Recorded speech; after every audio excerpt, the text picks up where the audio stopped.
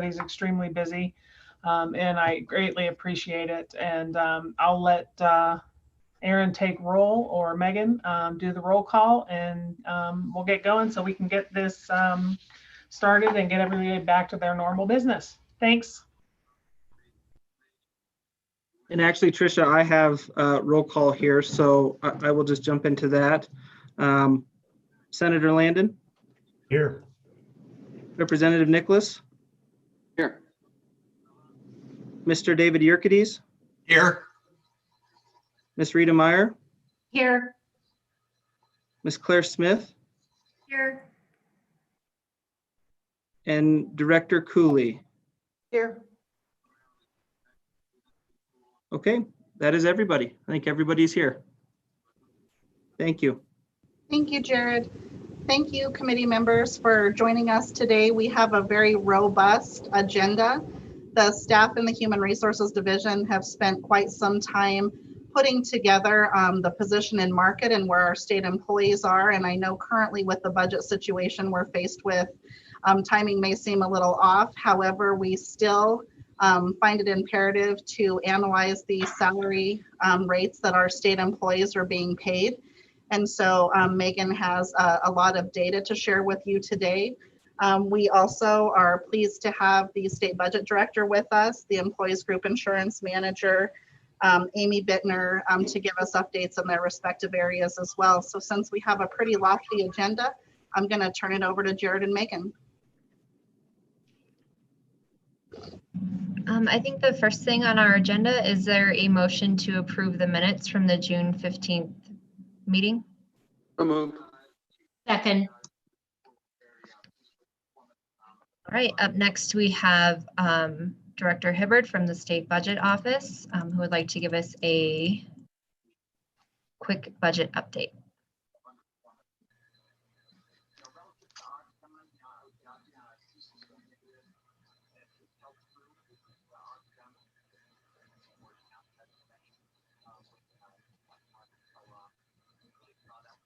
I'm sorry, I was on mute. Is it okay if I share my screen? Yes, go ahead. Do you need me to stop sharing? Yes, please.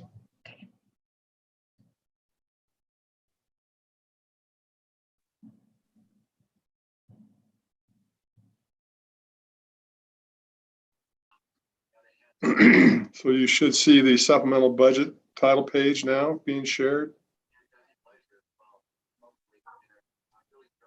And I think it's important for everybody to note, this is the compendium and it's automated.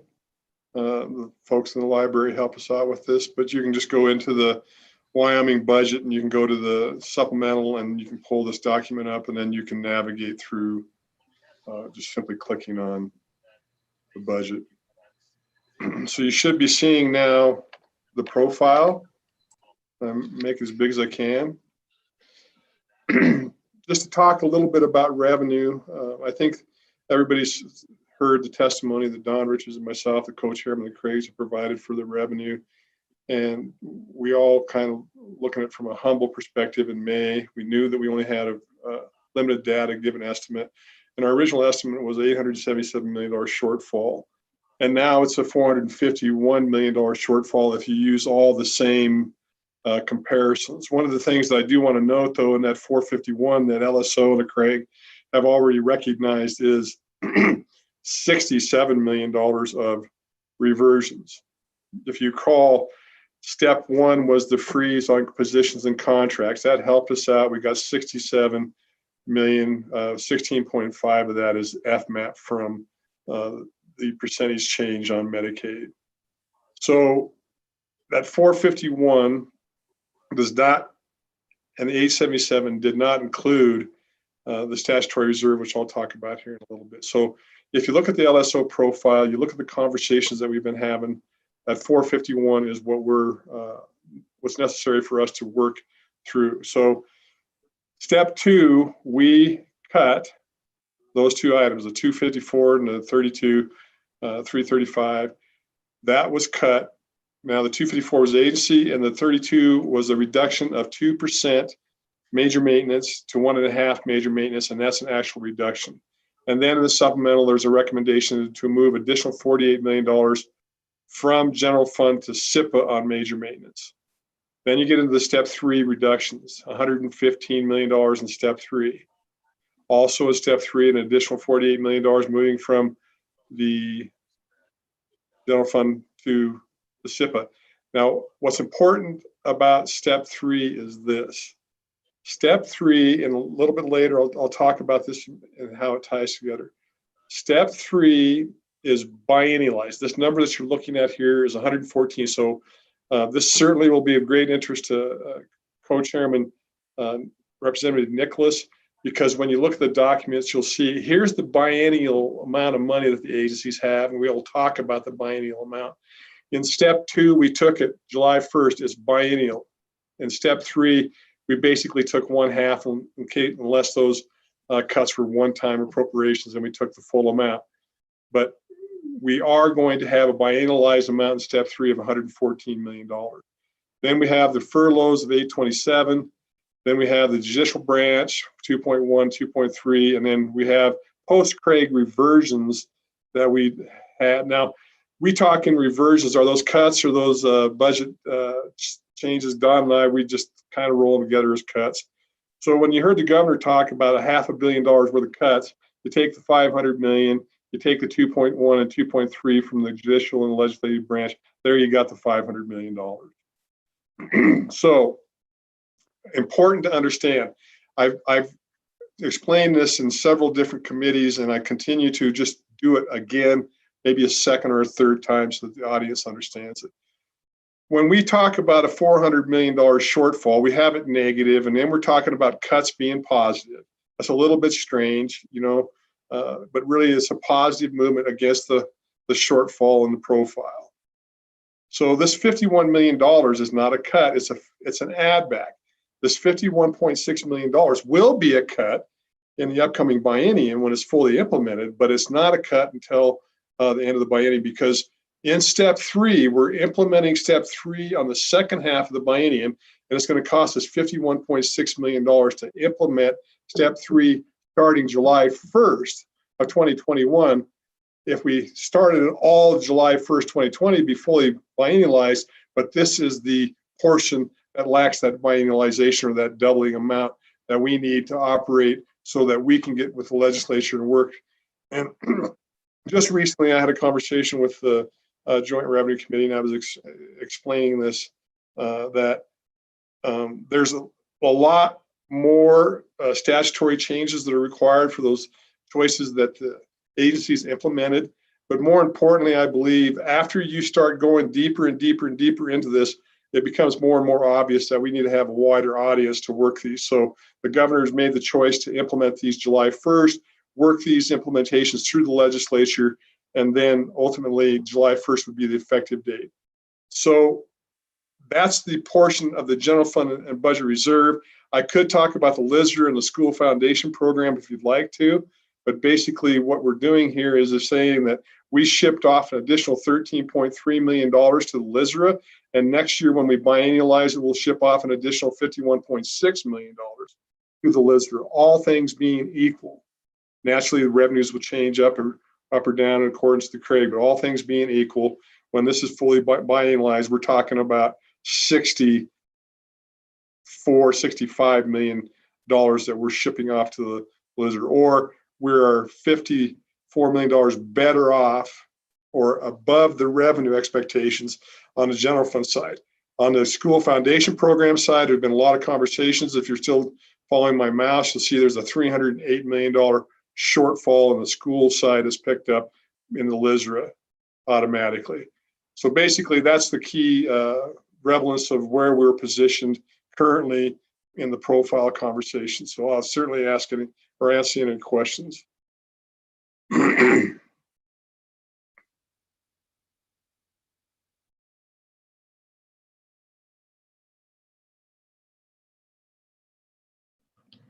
Thank you, Director Hibbard. If there are no questions, we can move to the employees group insurance update with Ralph Hayes. Thank you, Kevin. Thank you, all. Have a good day. I'm going to You go back too. to revenue. I appreciate you being here. You're welcome. Well, good morning, everybody. My name is Ralph Hayes. I'm the manager of the Employees and Officials Group Insurance Program. I'd like to give everybody an update. It's been a busy year with this program, so got quite a bit to go through. This is the makeup of the participating entities that are part of this program. The state LSO and judicial employees actually comprise roughly 43% of the total. Community colleges 9.3%. You see University of Wyoming at 14.7%.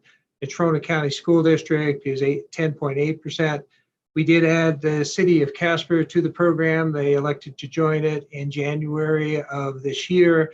They're 2.5% of our enrollment, and then retirees roughly 20%. So this is much more than just state employees on this particular program. Next page. Now, COVID-19 has been a unique experience for all of us. One of the things that has happened is there's, of course, with all the lockdowns, when COVID hit, a lot of surgeries have been put off. They were scheduled, orthopedic procedures, various procedures. A lot of medical practices pretty much shut down starting in April of last year and May. And there's also a lot of fear associated with it. People don't want to go to the doctor and potentially be exposed to COVID. So what we've seen is a reduction in our paid claims since the COVID really came into place. Now, medical claims are slowly returning back to normal patterns, but they're not quite there yet. Program is compliant with the CARES Act. Just let you know that. I do. Go ahead. There was a question that was texted up there, and I didn't have a chance to read it. Sorry, Ralph, this is Robin Cooley. I didn't mean to interrupt but I was thinking of it, so I wanted to get it down in writing so I didn't forget it. I just thought I'd read an article that there were numerous other entities that were thinking of joining local groups, local entities. And I just wondered if that is accurate, if you can speak to that and how that might potentially help with rates. Basically, we do get occasional requests about joining the program, which of course the city of Casper jumped right on board. So we do, on occasion they'll ask, but a lot of them don't follow through. One of the things that happens is you have to, by statute, give us 120 days notice prior to joining the state's plan. Most of these entities, when they get a renewal, it's more like 60 days ahead of their anniversary date. So that has created some problems for entities wanting to join the state's plan. But for larger entities, we do need a lot of lead time to bring them on board. So while we've had some interest in the program, again, only the city of Casper has joined. As far as potential for the state's plan, most of these entities, does it necessarily help or hurt us? It depends. Generally, most of these state governments have roughly the same age brackets, same male, female brackets. So over the long haul, I think sometimes they'll have higher experience than us as a whole, and sometimes they'll have lower experience as a whole. More numbers don't necessarily drop your rates, if you will. Only if you can get a healthier pool, which leads us to lower overall per member per month claims experience. Does that explain it? It does. Thank you. Sorry to interrupt. No problem. Now, this is the employees group insurance cash balance history. It has been somewhat of a wild ride. Last year, we actually did dip into the negative. You see the red line there is our mid-month cash balances. So we were in some financial issues. at this time last year. Things have significantly improved since then, as you see. And a lot of that, when you start looking at April and past that point, significant increases in cash balance and overall reserves, again, mostly because of this COVID situation. And we did put into place in August 1st of this year, a 10% rate increase, which has further increased those cash balances. So we were looking at potentially a 3-year recovery time to get our cash balances up to our target cash balances, and that you see end of year a target reserve, that purplish line up there, that's where we want to be roughly at December 31st of the year. So we're on track and in a much better fiscal position than we were a year ago. Again, with this, shall we say, for group insurance, a silver lining, which was COVID for us as far as our fiscal position. Next page. Now we do have a new advisory panel group. These are the members in there. We have Betsy Anderson from the Governor's Office, Deputy Chief of Staff. We have Denise Burke, who's the Senior Policy Analyst for the Insurance Department. Our retiree representative is Patricia Arp. From the City of Casper, we have the City Manager, Carter Napier. From Natrona County School District, we have Representative Steve Harshman. Joe Schaefer, the President of LCCC here in Cheyenne. We have Russell Webb, who's an HR Manager, Department of Family Service. Lori Michon, Operations Supervisor with the Board of Medicine. Mark Smith, the Building Grounds Manager, and Mark Brascianchi, HR Director at University of Wyoming. So we have a very good group of people representing our membership who help us with directions of the programs. Now we have had a couple of advisory panel meetings. Our initial one, which was July 16th, which most of that was background meeting on the program and looking at the actual claims projections, which were discussed at that particular meeting. We also, in September 22nd, we talked about the benefit changes, the rate changes, and the open enrollment were discussed. Now, there are recordings of these meetings available on our website on egi.wyo.gov on publication pages under presentations. So anybody can go out there and take a look at these meetings, see what is discussed. As I mentioned before, we did have a mid-year rate increase. And per the January discussion with the Joint Appropriations Committee, we did implement a 10% rate increase, which went into effect August 1st. Now, we did have an open enrollment during that time frame to give individuals an opportunity to change their deductible to save their out-of-pocket expense for premium. Now, during that time, the employer contribution was reduced from 85% to 82%. So that really was a fairly significant cost shift to the employees with that change in employer contribution. Next page. Now, looking at what's happening for January 1st, we are eliminating the $500 deductible. We're adding co-pays into the program. I'll talk more about this here shortly. When we're also adding a $4,000 deductible option. So when you look at the $900 deductible, there was no premium adjustment, so no changes in premium. We did, of course, all those people moving from the $500 deductible to the $900 deductible, they are, paying less, if you will, as far as the premium is concerned. But remember that they are having an additional $400 deductibles that they're going to have to meet on an annual basis. Now, because of this move away from the $500 deductible to the $900 deductible, our employer contributions are based on our highest cost plan. So there is a reduction in employer contribution, which does again shift some cost over to the employees. Next page. Can I interrupt real quick? If we can go back one page. I just want to make sure everybody understands to be looking at the percent change in the last column there.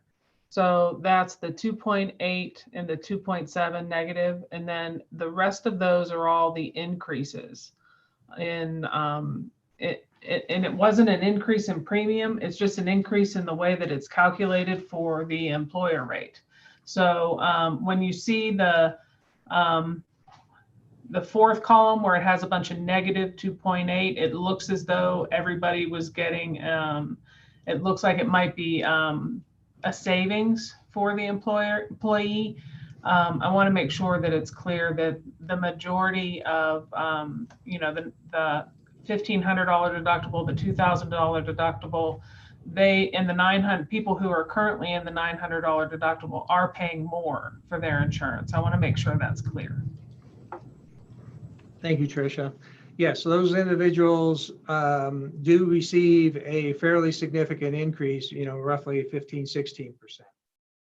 And that's really based upon that employer contribution reduction because of the elimination of the $500 deductible. Next page. So these are the benefit changes. Again, we eliminated the $500 deductible option. We do add a new $4,000 deductible option, which individuals can choose to lower their monthly premiums. And we did add office visit co-payments for the $900 deductible, the $2,000 deductible, and the $4,000 deductible plans. These co-pays are pretty prevalent in the health insurance industry, have been for quite some time. So beginning in January, for primary care participating physician visits, $35 copay, and for specialists, it's a $55 copay for participating physician visits. Now, if somebody sees a non-participating provider, that does go against the deductible and the coinsurance. Next page. I'm going to jump in here too, just to kind of clarify for like real world experience. An example of this, and the reason that these changes were made so that when possibly when you're asked, this is going to essentially have people who utilize the insurance pay more than the people who don't. And how that works is if I'm in the $900 deductible, I was in the $500 deductible for family. Now I am moved to the $900 deductible. If I take my child into for a well child visit, which is usually upwards of $210 to $215 just for the visit, if I have not reached my deductible. And generally speaking, I haven't at that point. That usually is what helps me reach my deductible. So now, instead of paying that $210 out of pocket, I will be paying $35 out of pocket for that primary care participating physician. However, that $35 does not go towards my deductible. So that's the offset. The people that really don't reach their deductibles are probably going to be paying less than the people who reach their deductibles. And I just wanted to make sure that was clear because it's not, we try to explain insurance quickly and it's complicated. And so I want to make sure that there's some real world experience out there so that you understand what that copay does. And essentially what it does is the folks that are utilizing the insurance a lot more are going to pay a little bit more. Those that aren't will pay a little bit less. Thank you, Tricia. Now the health plan enrollment levels, now this is what we are currently as of today prior to open enrollment. 55% of our active employees are actually enrolled in that $500 deductible plan. 25% in the $900, $2,000 deductible, 14%, and then the high deductible health plan, the $1,500 deductible is 6%. And so all of those individuals who are in that $500 deductible will automatically be moved to the $900 deductible plan effective January 1st, which, believe me, gives us a whole lot of activity during open enrollment that we've got to handle on our side. Now, during open enrollment, which ends the end of this month, people can choose other options other than the $900 deductible. So there's an opportunity if somebody looks at their situation and says, well, I really don't utilize my benefits. I can go to the $2,000 deductible or even the $4,000 deductible and save myself some premium dollars. There's opportunities for them to do that. And trust me, we're getting a lot of applications in. These benefit changes are having people look carefully at their benefits. And the next time we have one of these comp commission meetings, I will bring you an update as far as what the new enrollment levels look like. Hey, Ralph, do you have any kind of indication as of right now? You probably don't, but I didn't know if you could mention that you see people moving or maybe they're not moving as much as you thought. I'm just going to look at it from my own experiences, the calls I'm getting. We're getting a lot of calls where people are saying, you know, maybe I should consider the $2,000 deductible. But of course, we have quite a few calls where they're lamenting the fact that we're eliminating the $500 deductible too. So, but across the board, I see we're probably going to see some shifts into the higher deductibles because of that rate increase. Because remember, anybody currently in the $900 or the $2,000 deductible, the $1,500, they're looking at a 15 to 16% increase in their premium out of pocket on a monthly basis. Those are the individuals who are mostly looking at potentially moving to a higher deductible from the phone calls I'm getting. And I would mention too that one of the ideas behind this change was to move people to the higher deductibles. Some folks that could go to the higher deductibles, and we think we're going to see that, which is what we had basically what we thought was going to happen is happening, and that was intended. Now, I will point out something here is when we look at the rates for next year, we will be collecting claims experience through April and May. We won't have a lot of claims experience. So we're not really going to understand what the impact of these benefit changes are for a year and a half. So until we get a good 12 months of claims experience under our belt with these benefit changes, we're not going to understand what the true impact of the changes were. Thanks, Ralph. Sorry for the interruption.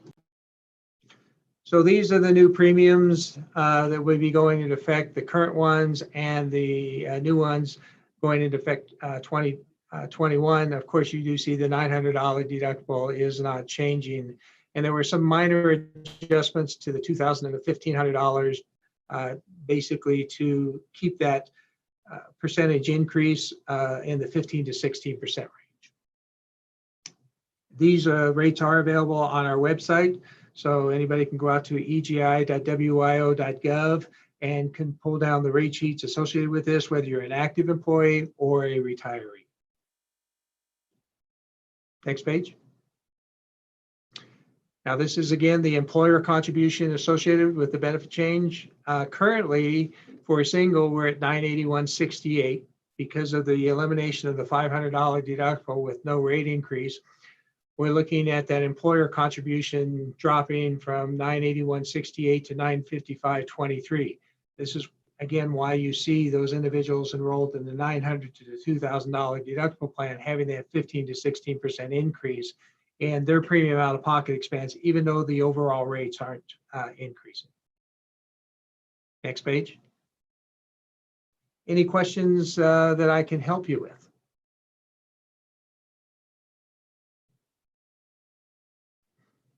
If you do have any questions at any given time, make sure you give me a call. I'm more than willing to walk you through what's going on and answer your questions, but thank you. So Director Bach, this is Senator Landon, and Ralph, thank you for this morning.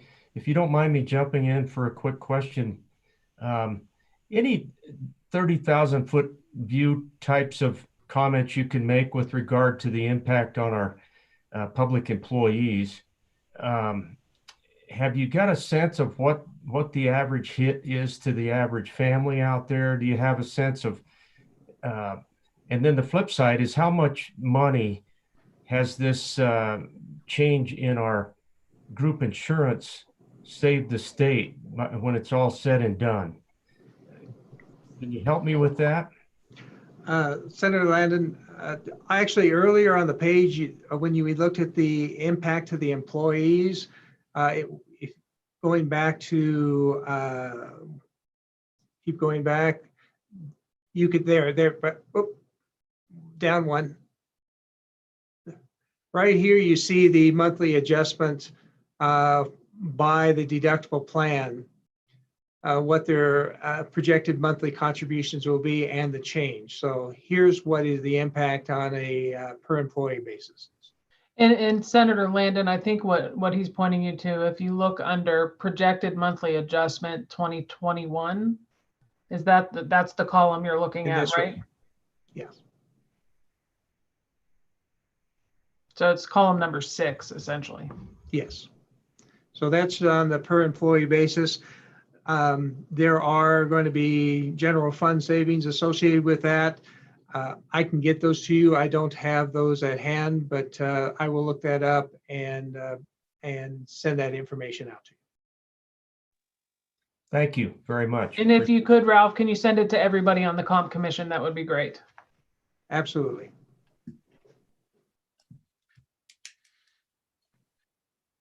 But 30,000 foot, Senator Landon, I do think this is along with all the other hits to the employees, I think that's why you will see the discussion we have about where we are with market rates for pay as well. So it seems to be, anything we do in EGI for raising rates, anything we do with not changing rates for pay, that is always a hit to the families, the public employee families. So I think you'll understand that a little bit more when Meghan gets into the market rate and why we're talking about it, even though we're sitting in a time when we're in this significant budget shortfall. We will still discuss where we are pay wise. And I think you'll see some of the comments from the state employees that have made some comments, and you'll see what they're struggling with as well. So there is a hit, and there is a good hit to the public employees. However, it's you really have to look at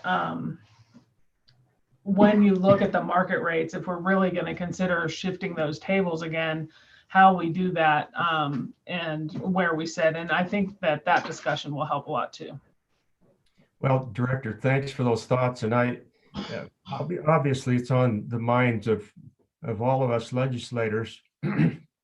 There's been a lot of impact on our public employees, and I think it is really important that we understand the whole picture. And one of the pieces of that picture is in terms of recruitment or retention of employees. It begins to become a problem, and so it just helps, I think, to get your arms around the entire picture. And every little piece of it, such as the group insurance piece, plays into it. So thank you very much. Thank you.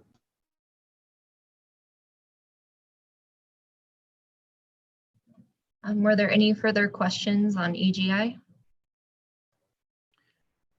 I was just going to ask the question. I know we've got the ambulance coverage now. How is that going with sign up? That seems to be could be a pretty significant assistance for employees. If proposed that way, and I think it has been. How's that going? And that's an interesting question, Director Cooley. I'm going to let Ralph talk to that. That's probably the most EGI questions I've received from employees / directors, high-level staff to say, do I need this? And I think it is something that a lot of folks are trying to decide. And I've actually asked Ralph if I need this. And so I think his answer will be very helpful. The air ambulance benefit is something we've been looking at for a while. This is probably one of the most requested benefits when I travel around the state doing employee meetings of any benefit out there, especially up in the northwest portion of the state where, let's face it, some of our rural hospitals don't always have all the facilities that are needed. So air ambulance trips are more prevalent in those particular areas. And what we were looking for is a insurance solution versus these membership solutions, because in a given area, you might have 2 or 3 air ambulance services like up in the Bighorn Basin.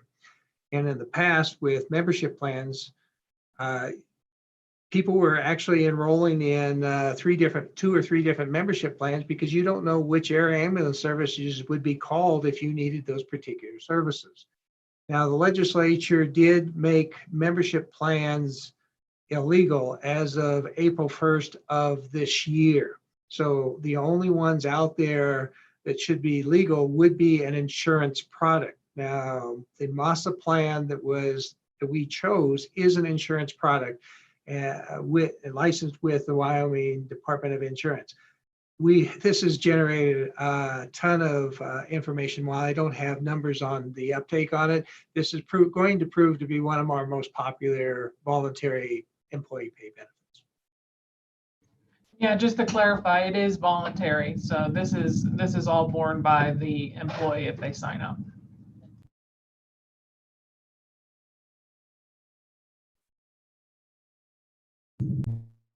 I will say that Ralph had told me, a lot of it is peace of mind, and that's kind of how I look at it. I know friends who have had their children who maybe need some heavy-duty pediatric care that they can't do here in Cheyenne, and they've been flown down to Anschutz, and that's not a cheap flight. And so I think peace of mind, depending on your family makeup, is essentially what the $19 a month is. I'm going to add a couple of additional comments here. Of course, we do cover air ambulance services through the Employees Group Insurance Program. But the thing about it is these most ambulance services will not negotiate a contract as a participating provider with any insurance company. And therefore, there are caps associated with those particular benefits, and they charge beyond the caps. This voluntary benefit is to provide a benefit above and beyond what our program would pay. And that's where the peace of mind comes into, because these area ambulance services run anywhere from $50,000 to $150,000. They are not inexpensive, depending on the distance that travels and the condition of the patient and the care that they need during that trip.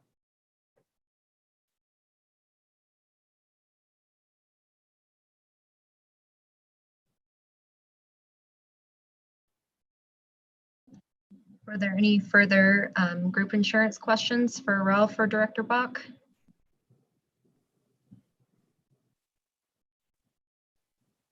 All right, thank you, Ralph.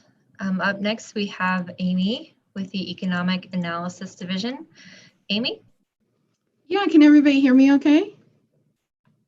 Okay. My name is Amy Bittner, and I am in the Economic Analysis Division. And I was asked to talk a little bit about the cost of living index. I was just going to give an overview of this report that comes out of our office. It's a report that we publish twice a year for the second and fourth quarter. It's Wyoming specific data. I kind of feel like it's almost like a Wyoming version of the Consumer Price Index, CPI, if people have heard about that. Our report consists of two parts. We have a comparative index that if you look at a report, it just compares each county in Wyoming's comparative cost of living to a statewide average of 100. So it's an index type table. We also produce inflation figures as part of the Wyoming cost of living index. And inflation shows how things have changed over the year. So the comparative index shows each county's cost of living during like one period. So for example, our most recent report is the second quarter of 2020 report. The comparative index shows each county's cost of living compared to the statewide average of 100 during that one time period. Our inflation figures show how things have changed over the year. And even though the reports are, for the second quarter and the fourth quarter, those inflation numbers, they are annual numbers. They are not quarterly numbers. The Wyoming Cost of Living Index has been around for in some type of format since about the early 1970s. Of course, over time, it has changed with the number of areas in Wyoming that are included, obviously the methodology, but there's been some form of it around since, like I said, the 1970s. I think when it first started, there was maybe only 4 cities that were included in it. And it just, it helps give an idea of what's going on in Wyoming, especially the inflation information. Shows you how things have changed over time, which would be an annual time period. And it's just another economic indicator that gives you an idea of what's happening in a region's economy. Now, there are certain things that it doesn't measure, and I actually get these questions all the time. People read the report and say, okay, I see these figures. How much money do I need to earn to live in a certain area? Well, the report does not provide that information. We also get, well, how does the cost of living in Wyoming compare to another state or another city? It does not measure that. You can go to the next slide. So for our data collection, we could, every county is represented in our cost of living index. And we collect data in 28 cities and towns in Wyoming. We essentially collect data on a basket of goods, and those 140 items that are in our basket of goods, they cover 6 consumer categories. And our consumer categories include housing, transportation, food, recreation and personal care, medical, and apparel. Each item that we collect data on is weighted, and our housing category typically carries the largest weight in our cost of living index, because that's usually the largest, takes up the largest part of a consumer's budget. Some of the housing items that we collect data on are housing rental rates. And we collect data for houses, 2 to 3 bedroom houses. That rental rate information is actually utilized for the state employee assistance program that is administered by the Human Resources Division. And we take the average housing rental rates from our second quarter reports and fourth quarter report, and that information is utilized to determine if counties do qualify for the housing assistance, and also if they do qualify, how much money in assistance they will get. And that is something that we calculate every April and provide it to the Human Resources Division. You can go to the next slide. So our most recent report is the second quarter of 2020 report. And that was just recently released. I was just gonna provide, I guess, just the highlights from that report. Statewide inflation was 1.1%. We also have statewide inflation by consumer category. So each of those 6 consumer categories I mentioned, we do produce statewide inflation rates for those. And what the inflation rates is, they're essentially comparing, okay, how were things in the second quarter of 2020 compared to 1 year ago, which would be the second quarter of 2019. So our inflation figures are measuring that annual time period. We also group the counties into regions. So we have 5 regions that we report data on in the state, and we produce inflation figures for those. And the Southeast region from our second quarter 2020 report had the highest inflation at like 1.8%. And we always throw in a US CPI figure to our reports. So during that similar time period, June 2019 to June 2020 period, the CPI was 0.6%. So those, just a highlight of the inflation figures. And then for the comparative index, as I mentioned earlier, we have index values for every county, and it's comparing it to the statewide average of 100. Typically, Teton County always ranks at the top of our comparative index, and their index value for this most recent report was 159. That indicates that during the second quarter of 2020, Teton County's comparative cost of living was 59% higher than the statewide average. So that's all I had. I can certainly talk about more stuff, or if anybody has any questions. That was just a really basic overview of the cost of living report.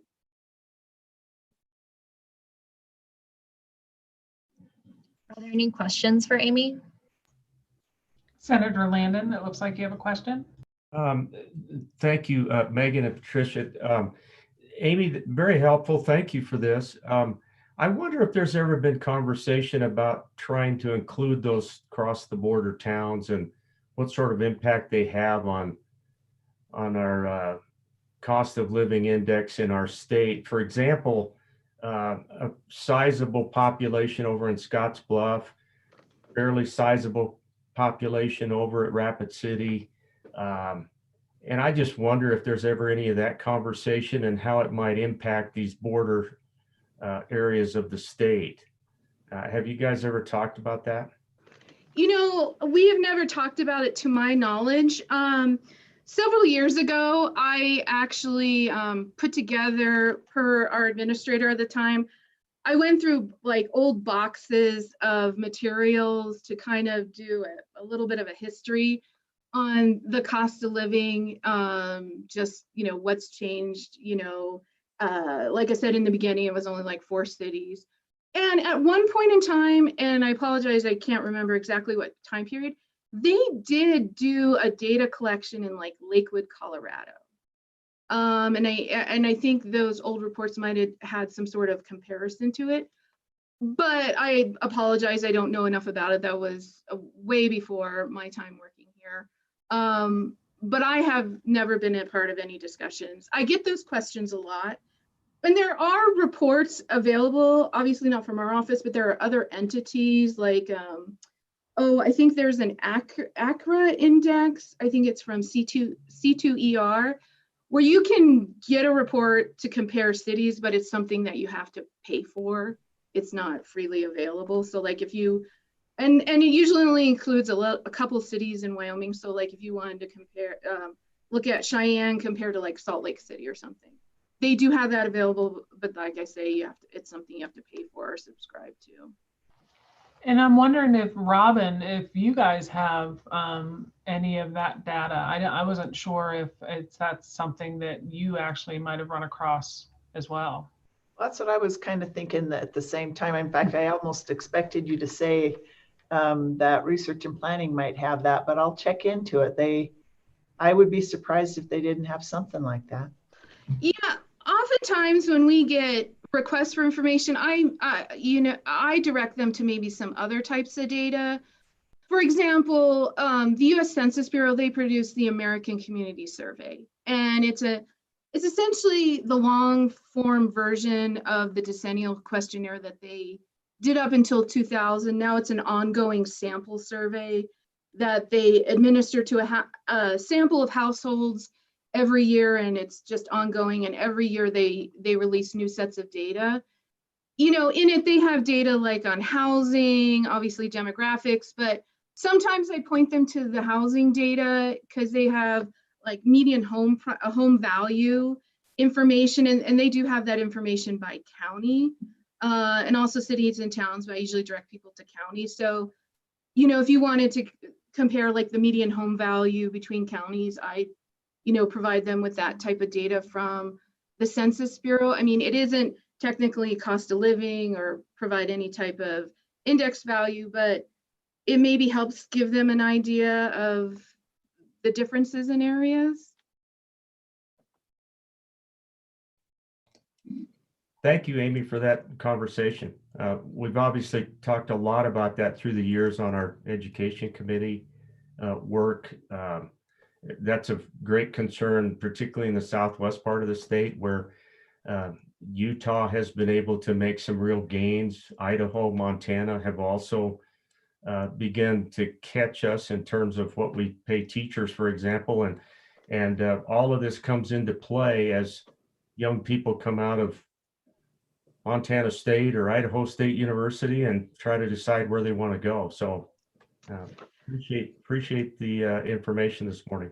Sure, and if I could just add one thing. So you bring up, I think, interesting thing. I do get calls from people who they, employers, people who have leases, property leases, building leases, that call, and they do use our inflation figures to give potentially their employees a raise, or I even think maybe our leasing department, I think they may incorporate some of the inflation information to determine leases. So that's another good part of the index, our cost of living index, is it just gives people information, and however they choose to use it, it's available. I get questions from people saying, should I give my employees, a raise based on, the Southeast inflation, and of course I can't tell them yes or no, they should. I just tell them it's up to you. The data is available, so I do know places utilize our information for, adjustments to salary, or like I said, they put it into a lease agreement. So that's another good thing about the cost of living, is it's Wyoming specific data available that people can utilize.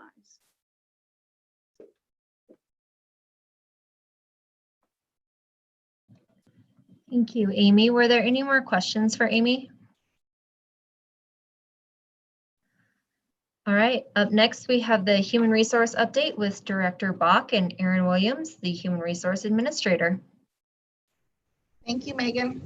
We just want to run through real quickly and let you guys know some of the work that the Human Resources Division has been doing over the course of the past 4 months. As you all know, the executive order, we'll start with telework, sorry, Megan. Prior to 2020, we had only approximately 100 state employees that were teleworking. The telework process that we had in place was really cumbersome and actually kind of detoured employees from wanting to go through the process to seek telework. It was limited. Employees could only telework for a maximum of 2 or 3 days a week. We found that what was happening is a lot of agencies, due to projects or certain time periods throughout the year, were allowing employees to telework, but not a lot were covered under an actual telework agreement. Well, as COVID-19 hit in March, we rushed into gear and created the agency A&I emergency telework preparedness policy. We waived the current rules and policy requirements. We worked drastically quick with the risk management and attorney general's office to get a one-page agreement in place. And we sent it out to thousands of state employees through our Halogen performance management system. We have the capability to send out mass memos or policies that we need employees to sign, and we can get that turnaround time done pretty quickly. So within 3 days, we had approximately 4,400 state employees who were able to safely get out of the state buildings and telework from home. We then wanted to kind of evaluate that current telework process, and we knew it was a rushed emergency process, but in all, it went very well. The state was extremely successful, get employees out safely, very quickly. Through collaboration with ETS, we had employees set up Wi-Fi, VPN networks. I mean, the turnaround time was amazing. And we still know that there are states struggling today to get their state employees out on telework. So we're very fortunate that we have the systems and tools in place that we were able to get our employees out very quickly. We did a survey in May 2020 just to see how that was working for employees, managers, customers. It was submitted with very high response of positivity. We were quite honestly surprised. We knew employees liked teleworking. It gave them peace of mind and assurance that they were safe. Not a lot of exposure to COVID, but we were wondering the effect it was going to have on customers and management. And the results came back. Managers were surprised. They actually really enjoyed telework. A lot even saw an increase in productivity from their employees working from home. We then wanted to assess long-term strategies with the budget crisis and needing to look at lease space, not knowing how long the pandemic may continue. How many employees would express an interest in some sort of continuation of telework, whether that be permanent, or what most agencies are doing is a staggered approach. A few employees are in a few days a week, and then they kind of shift through the staff. 87% of state employees expressed some degree of interest in telework moving forward. 94 indicated productivity either remained the same or increased for them. They felt they had the tools, the communication with their supervisors and coworkers through Zoom and collaborative approaches such as that worked really well.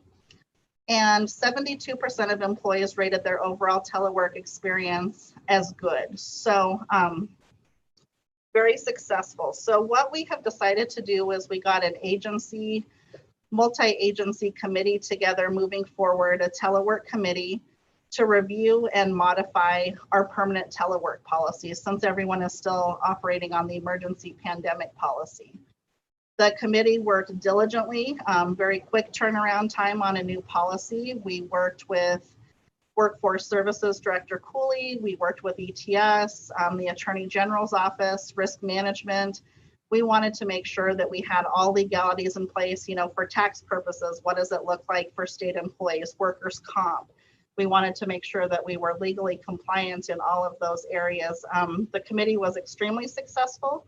We have a final draft of the new revamped telework policy, and that's sitting at the governor's office right now for their final review and approval. And so with the surge in the pandemic we're seeing, agencies did start bringing people back into the office, and now we're seeing the reverse happening. They're going back out on those emergency telework policy and staggering just so we can decrease the number of exposures we're seeing with state employees. Unfortunately, we have quite a few positive state employees, which has affected large numbers of other employees having to be quarantined. And we just want to make sure that we're able to continue providing services. So back out with telework to try to slow that spread down a bit. Any questions on telework? This is Rita, Aaron. Thank you. I report directly to the president of our company, and of course, I've been teleworking part of the time. We have a very stringent list of deliverables, and I look at mine every 2 weeks, and it gets approved by the president as to what the focus, because the metrics are so very important. While I might think I am hitting a target, my boss has to assure them I'm hitting a target. So how is that done? How are the metrics done? And post-pandemic, I'm sure you're thinking about a percentage of state workers that going forward, you know, putting a policy in place, a percentage or whatever that you will continue, the state will continue to support in a telework environment. So thank you very much. I'd like to kind of get a feel for those two questions. Yeah, thank you, Rita. That's an excellent question. And the metrics, of course, was one of the pieces that we really struggled with. The way we're handling that now is internal agency policy with supervisors. We have our PMI process 3 times a year. You know, we do the coaching, the mid-year, and the evaluation phase. As a longer term, we have created a toolbox, a toolkit for supervisors and managers with teleworking. And the metrics is a piece that we're really going to try to hash out over the course of the next year, giving those tools to managers to be able to communicate those deliverables and check-ins. So I would actually be really interested, Rita, in working with you and kind of seeing how your company does it. That is one of the areas that the committee has initially struggled with that we know we need to make a little more robust over time. So I would much appreciate having some opportunity to get with you and see what you guys' metrics look like. Sure, be happy to, Aaron. They're very stringent, trust me. Okay, thanks, Rita. And Aaron, I just wanted to add to Rita's point with some of these structures in place for teleworking. What we're finding, you know, you had your numbers where productivity was actually either staying the same or going up, and that's absolutely the case. But I think what we're starting to come around to is that people, when they're working from home, they don't stop. It's not 8 to 5. It's just this continual through the day, checking emails and responding and doing work. And I worry about that because we're going to get some significant, you know, maybe backlash in terms of burnout with that happening. We've got to try to come up with a way where it is a specific period of time that you work, because this is, it's just getting to be too much for a lot of people. And Robin, I would echo that as well. And I think, you know, when you're a director, you're expected to do that. when you are somebody who is not a director and is, a line employee, we don't expect that of the line employees. And we worry a little bit about that, especially now with COVID. You can't go anywhere. You're not going on vacation.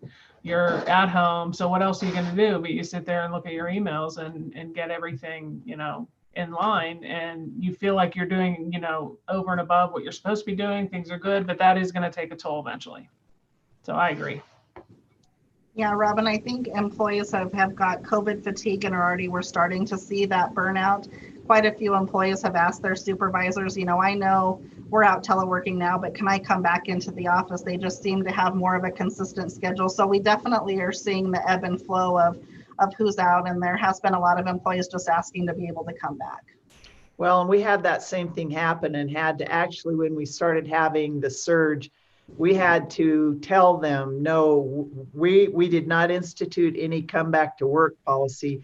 We want you all at home, and had to send them home again because they, it was just that, just continual at work with no schedule. So thank you. Right. And we also have the other terrible side effect of all this is the folks that struggle teleworking because their only real contact, they don't have a lot of social contact outside of work. And I know multiple directors have brought people back that are struggling in that area. And so their mental health is struggling as well. So if we look at it, if you can bring that person back, bring that person back. And that's why it's so individual. And so hopefully hopefully COVID goes away sometime soon and the vaccine comes out and we can get back to semi-normal function. But it is definitely a problem right now.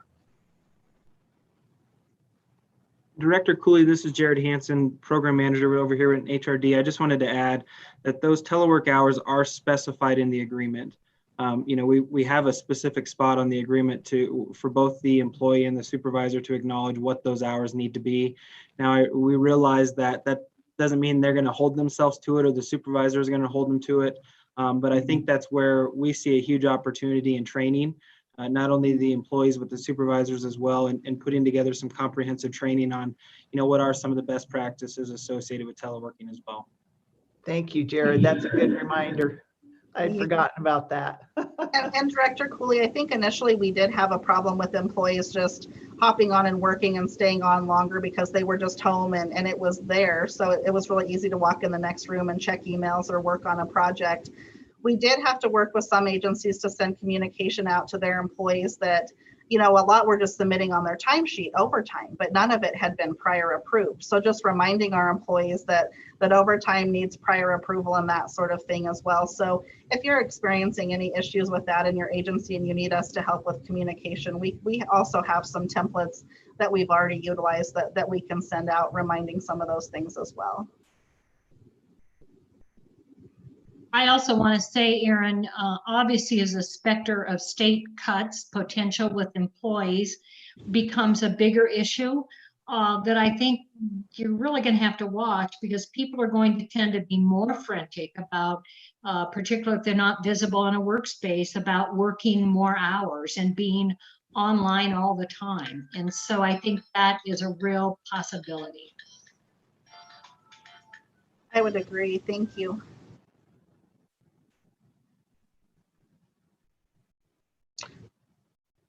If there's no more questions on the telework, we're also working very diligently on HR centralization. An executive order came out and was signed into effect by Governor Gordon July 10th, 2020. Over the past 4 months, the team has worked tirelessly to transition. We started out with 140 state employees who were doing some percentage of human resources work. Some ranged in maybe 5% as a backup, all the way to 100% of their time performing HR functions. We have, throughout the course of the past 4 months, drilled that number down to 86 positions, performing 50% or more HR functions that will become part of the HR centralization. We have met with all of those employees multiple times. We've had a couple of meetings with each agency director, kind of initially giving them an idea of what the process was going to look like. And most recently, we have circled back with agency directors to let them know who is and who will not be included in the HR centralization. Over the course of the next couple of months, we will be working with each agency director, creating service level agreements of the expectations of the staff and the agency moving forward, how the positions will be utilized going forward, supervisory responsibilities, etc.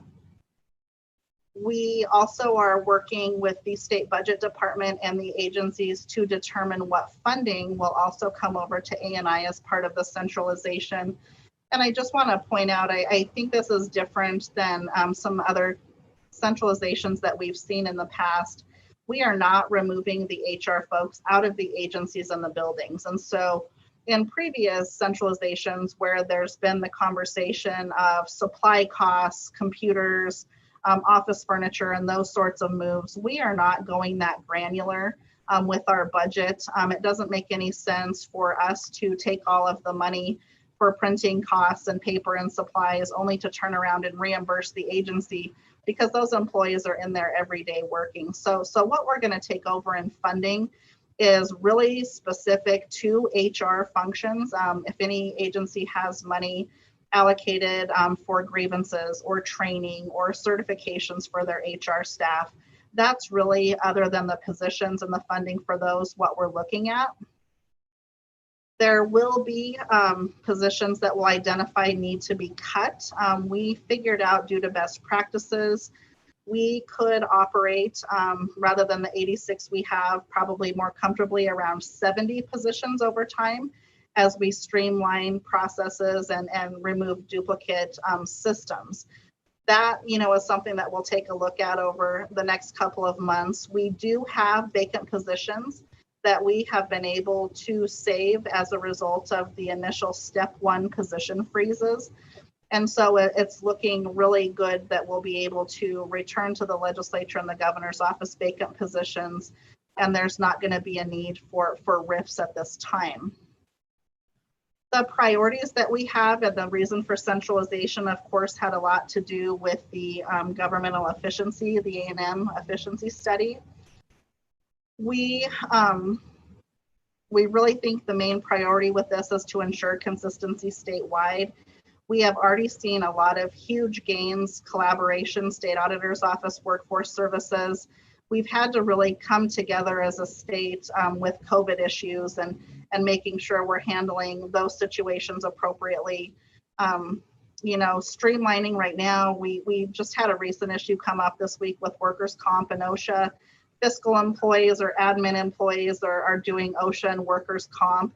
We're going to try to get that centralized all with HR staff so we can be more efficient in those areas and meeting those requirements.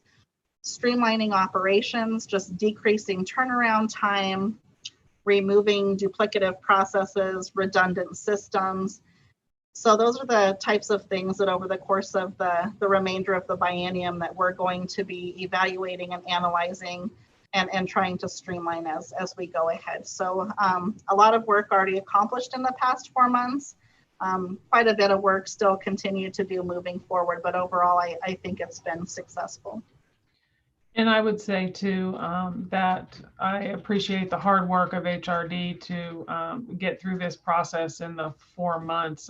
Most states took multiple years to get through this process. So we are definitely on a fast track.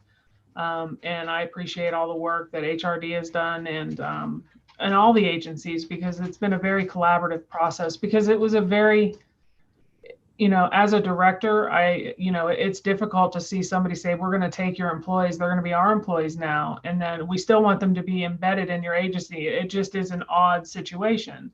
It seems odd. It's very common in a lot of the states. So having those discussions with the agencies, making sure they're comfortable with how we're doing this, and having the service level agreements that we can have, I think is very important for the upper level management of those agencies to continue to have their HR folks in those discussions, high level discussions, because they need to be there.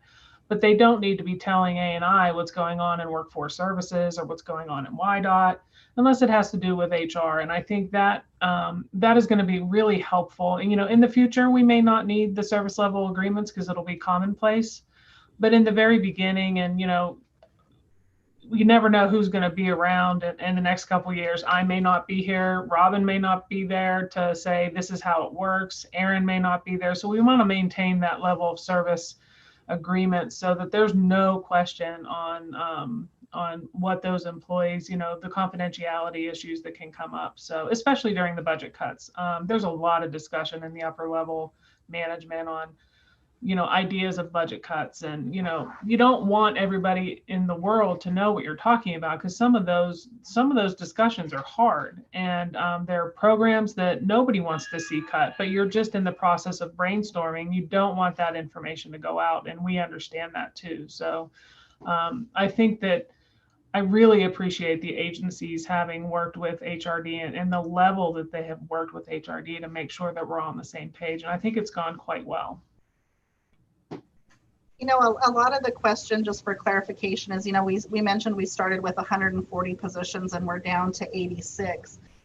We had a lot of agencies, elected officials who did not have a designated HR person. So over time, the fiscal or budget officer also took on HR roles. We had admin assistants to the director who over time were just given HR functions. And so we've worked with the agencies to identify, what those positions were originally hired and needing to do.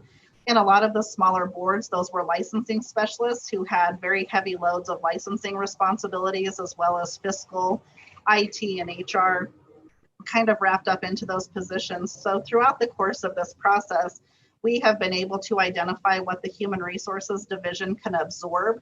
And so, Jared, you can correct me if I'm wrong on the numbers, but anywhere between 26 and 30 agencies didn't have a designated HR person. So they were probably doing 15 to 30% of their time HR in addition to their other responsibilities. So A&I's Agency Human Resources Department has 5 staff, and they determined that over the course of streamlining and realizing how many ratios and employees that we could take on, that we could absorb those functions in A&I and take on the HR responsibilities for those agencies. So also want to put a huge shout out to our agency HR. They have absorbed HR responsibilities for those 20 agencies, 30 agencies over the past 2 months, and they've taken on an additional 500 employees. And what that's done is, agencies have had to cut positions and are running really slim anyway. So with us absorbing those functions, now those employees in the boards and smaller agencies are able to focus on what the agency originally hired them to do. With that, there's just more consistency statewide. It's less HR folks handling the functions, so we can ensure across those agencies that those issues are being handled the same across the board. So huge success there. Wouldn't have been able to do that so quickly without the team and staff that we have here at A&I. So that's been a large win in the past couple of months as well.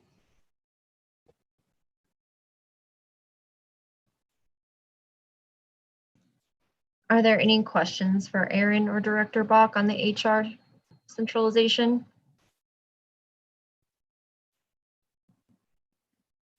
All right, we will move on. Up next, we have the 2020 market analysis. So every year, A&I Human Resource Division looks at the market to compare the state of Wyoming pay tables and then specifically employee pay to the current market.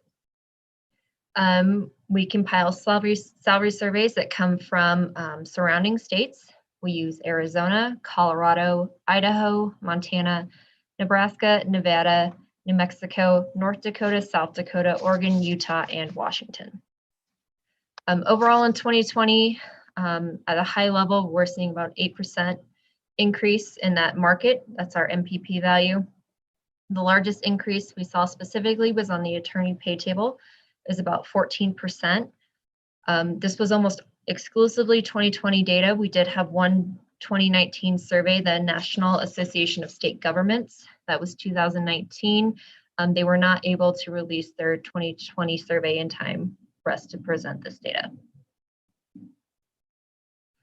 So general high-level overview, you can see our general pay table. That's where about 90% of our workforce is. So about 4% increase across the board. Attorney, again, had the highest. Our HPCI is the Highway Patrol pay table, saw about 9.2%. Our executive pay table saw about 8.7% increase, and nursing was 3.8% increase. This covers all of our classified employees. In October, that was 7,933 employees. To dig a little bit deeper into that general pay table, because again, that covers 90% of our workforce, we can see the largest change in market occurred in the lower pay tables, that's C, D, E, and F. Those are specifically like our groundskeeper, custodial staff positions, mailroom clerks, office assistants, our youth services aides, healthcare assistants type positions. All right, so what would it look like if we moved our pay tables to those 2020 rates? We would have about 2,168 employees, but below the 2020 minimum. That's about 26% of our workforce overall. You can see most of those employees are in the general pay table. And what if we moved all of our employees to the 2020 MPP, the market value? That's about $80 million per year.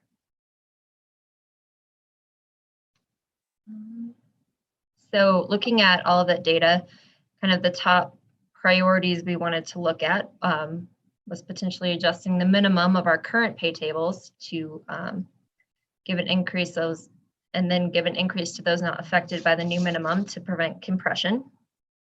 Reviewing our attorney pay tables.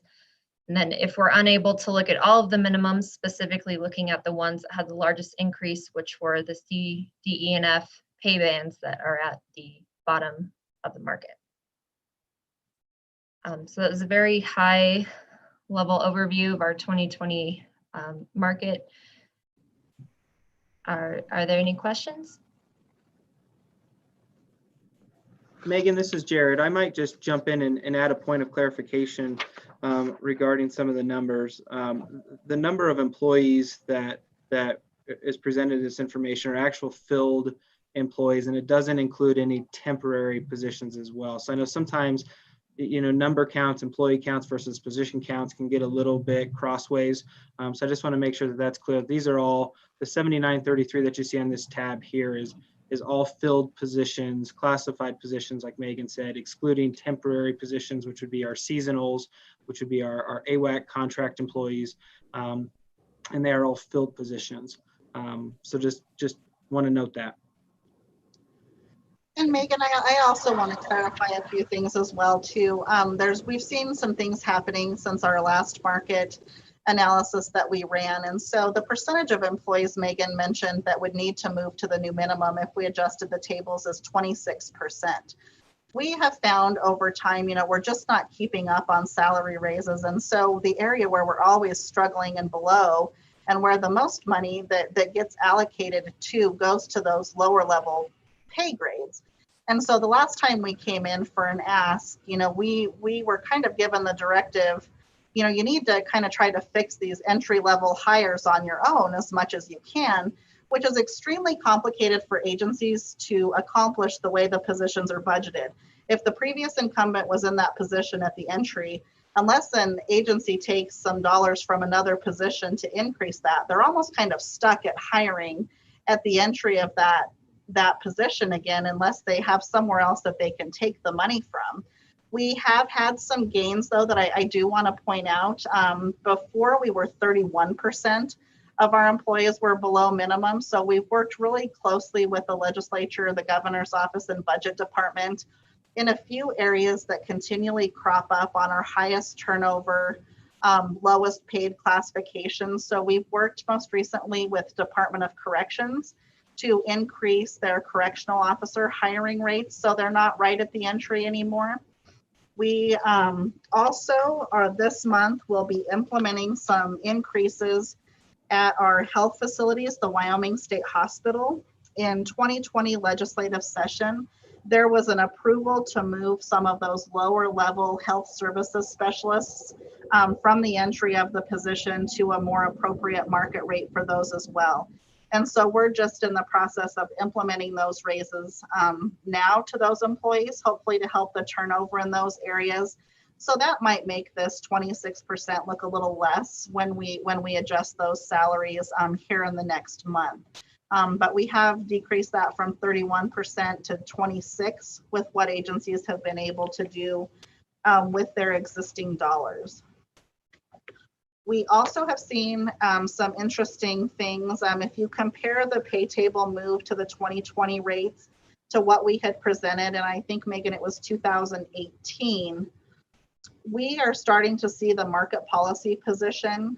The entries are going up, but the market is actually going down. And the reason for that is we have in many of our market sources, a large number of employees are retiring.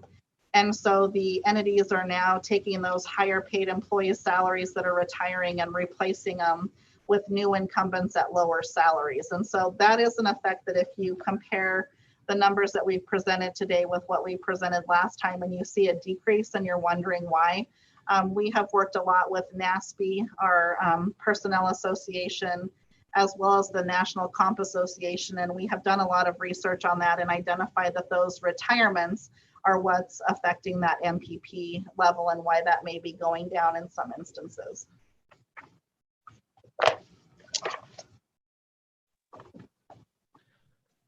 Thanks, Aaron. And I'll just add, some further clarification too.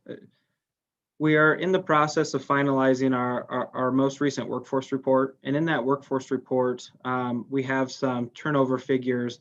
And I don't have it in front of me, I apologize, but I know that a lot of those employees that are in the C, D, E, F general pay grade, those classifications are common to see as some of the higher level turnover classifications that we see year after year. So I think that is, Senator Landon, I think you brought up the point early on about considering retention and recruiting and what does that look like and how do these numbers play into that conversation. I think we are seeing a correlation between some of the turnover and some of those lower pay grades. And we're still seeing an issue in recruiting and so offers are being made to employees for the vacant positions we have.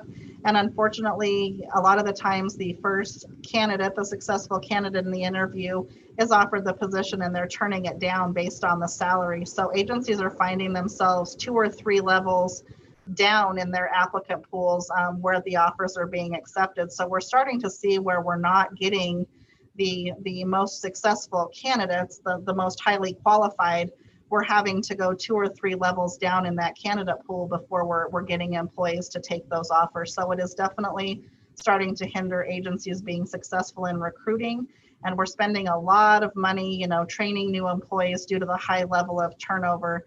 And so we definitely know we need to address these minimums for sure on the pay table just to be able to ease that for the agencies.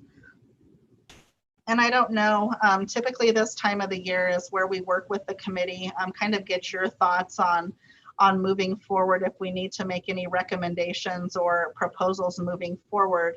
And so at this time, I just kind of want to hear from Rita, Director Cooley, Senator and Representative, if you're on the line, just to see your thoughts on the numbers and any direction that we should take moving forward. It is our desire to move forward, getting these numbers out here in front of the Management Audit Committee and JAC. So we have an idea. We're still operating on 2017 market data, which is actually 2016 data. So we're definitely outdated on those policies and would like to put a recommendation forward to move to the 2020 pay tables. So if anybody has any discussion or input from the committee, we'd definitely love to hear it.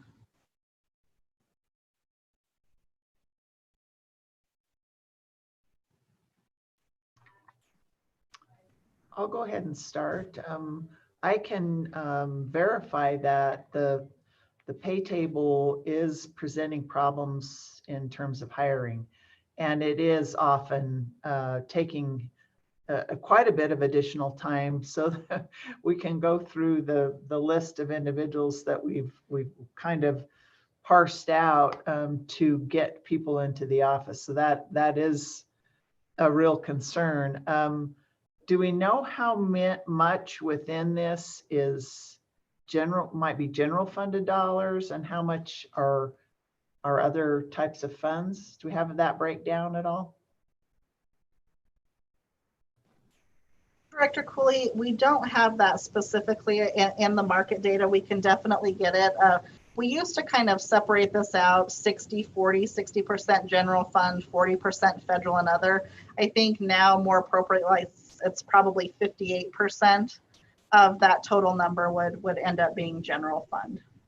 Okay. That's kind of a ballpark estimate.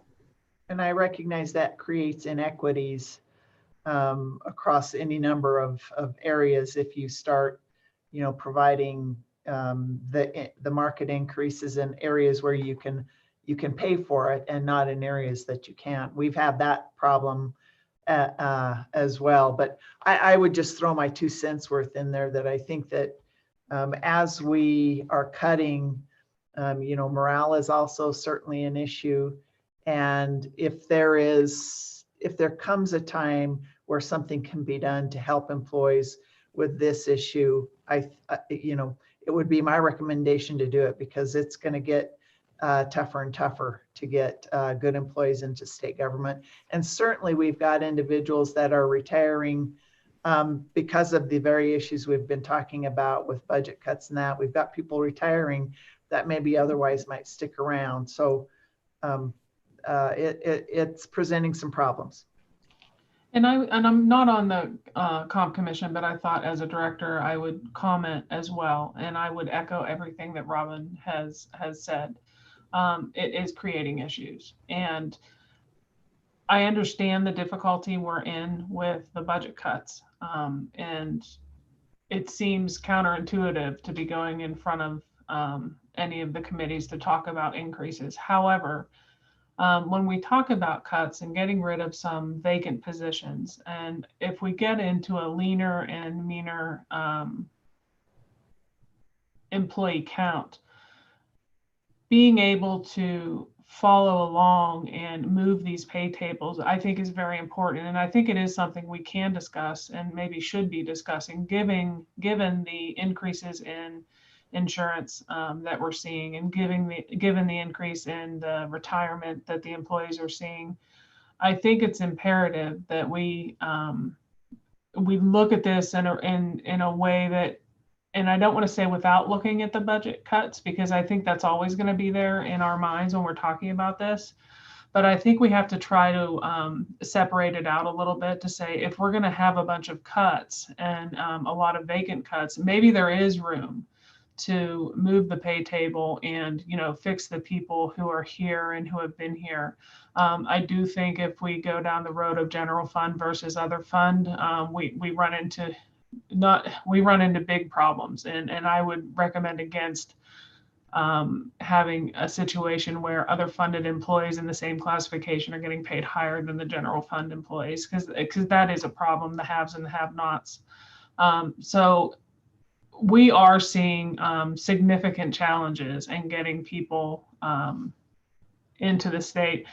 And as an attorney, I would also say the attorney pay table, whatever we do there, we have to look at that. I look at and people think the attorneys in the AG's office are, the attorneys are paid, exorbitant amounts of money. They are not. They are significantly behind, and not necessarily in the public sector. They're significantly behind in the government sector. So I do think the attorney pay plan needs to be evaluated as well. So those are just my 2 cents as a director, that I could kind of give you an idea of what's going on in A&I and throughout the state as we hear it through HRD. This is Rita. I would say, as you all know, I'm speaking to the choir, government is always chasing market with regards to compensation, and it's a continuing issue, probably made even more marked by what's going on with Wyoming revenue stream. I would just say that you have a lot of good information here. I think it would be a dereliction of duty not to present this. In spite of the fact we are in the middle of a budget crisis, I think it's real important to continue to educate legislators and other decision makers so that they have this in the back of their mind as they make very important decisions on the state budget. Thank you, Rita. I also, Commission, just wanted to point another thing out, and Megan and Jared and I had talked about this morning, and I'm not sure how many of us remember. The last ask that we went in legislatively, the last time we gave a market increase, we were actually given quite a bit less dollars than we had requested. And so that caused us to have to actually decrease our entry levels by another 3%. And so our part of the thing that's playing into that 26% of employees being below minimum, our pay tables are a square 20% above market and 20% below is where our entry is. The entries actually were decreased an additional 3% based on that allocation of funding. That's only as far up as we could take those employees. And so I just wanted to remind everybody that that's currently in place now. And I think that's also really harming agencies and their ability where they're bringing employees in. So I'm just not sure how many of you remembered that piece as well. So our pay tables are arbitrarily an additional 3% below on the minimum.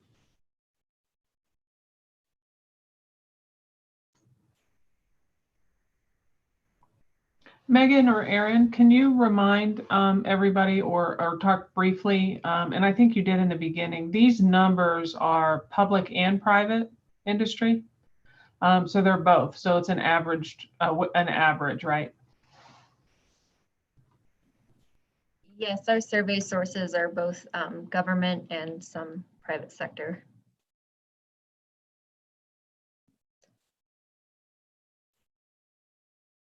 And that compensation methodology that we utilize in the survey sources were a methodology that was put into place when we did the Hayes study. It was actually approved, and the states and the survey sources we're using were actually approved by this commission. So, you know, if at any time you guys want to take a look more thoroughly into our compensation philosophy and methodology, it is something that the Compensation Commission approves. And if at any time you guys want us to, you know, do something different or add another survey source or look at our 12 state comparators we use and maybe update those, that's definitely at the discretion of this committee to have us look at those and you know, do something different if you guys think there's another way we need to be looking at this. So Aaron, Patricia and others, Megan, I just wanted to jump in and really appreciate the comments. I think that Rita's absolutely right. I think it's very important that this information be taken forward and presented to the Appropriations Committee and others, even given the climate that we're in. I reached out to a couple of our state agency folks here in this county and heard some of the similar things that Robin brought up. It's getting very, very difficult for our agencies to attract good employees on any level, to be honest, but the entry level is particularly problematic. In some cases, our agencies just simply aren't getting a list of applicants. And when they do, they are forced to bring in folks, honestly, that they might not have, say, 5-10 years ago. You know, that's just very real. Our workforce out there, it's just very, very difficult to attract. And then you compound it. Anecdotally, I hear about this. You know, we're asking more out of our state employees right now. In a lot of circumstances, we have eliminated a partner employee or maybe 2 partner employees, and we're asking that individual to take on the work of 2 and 3 people. And so the morale situation is a difficult one. It's very real, in my opinion. That makes the job of Chairman Nicholas and all of those who serve on our Appropriations Committee even tougher.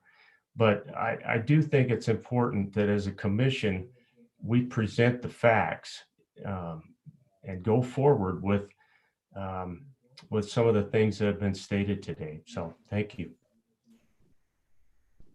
Thank you, Senator Landon.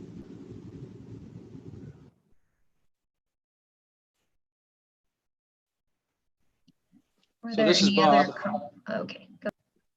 And I'll comment briefly. First of all, I'm on 2 Zoom meetings at one time here, so I'm moving back and forth. I tend to agree with Senator Landon that if this is the information that's been developed, then we ought to present it as what has been developed. But we have to do it with the understanding that in all probability, JAC and the legislature is not going to act on it because of the financial condition that we're in. And we still have at least 2.5% more in cuts. And it's just the real place and time of where we're at. I'm a little bit, I'd like to have more time to delve into it. Some of the numbers to me are interesting, particularly the attorneys and how we segregate out private versus public and how those numbers come up. And so when other folks look at it, I think they're going to be scratching their heads a little bit. But this is the data. This is what we have, and so I'm supportive of updating the information so that we educate everybody on what the numbers are. Representative Nicholas, this is Tricia. I was wondering, as you were talking, because I don't disagree with what you're saying about kind of getting the numbers, because it's not easy, and it's similar to EGI where you have this complex amount of numbers, and trying to get 10 minutes to tell somebody about it is difficult. So I wonder if we could try to set up a primer or a quick primer with these numbers and how we come up with them, what they entail, and have you look at it before we bring it to the JAC. I'm not sure if that's something you'd be willing to do, but I think that might be helpful, so that if we can get it to you in a form that you think is helpful to understand, given that it is unlikely, and I tend to agree that it's going to be unlikely to get it through the legislature, but at least if we can get it through so they understand it at that level. I was hopeful that maybe we can have you take a look at it before we actually submit that. Is that Sure, something you'd be willing? I'd be more than happy to do that. I appreciate that. Thanks. And then I'll work with Aaron and Megan, and we'll try to get something together that is more of a primer on how this is done, where the numbers come from, and maybe even look at the private public sector aspect of each of the numbers. That'd be great. So I'm going to have to, I'll be an aye vote. I'm going to have to switch back over because I've got to present in about 5 minutes to the Investment Funds Committee and the letter that we sent them. So thank you very much. And we'll get in touch with you as well. And good luck with your presentation. okay, thanks everybody. Thank you, Chairman Nicholas. Good luck. All right, see you guys.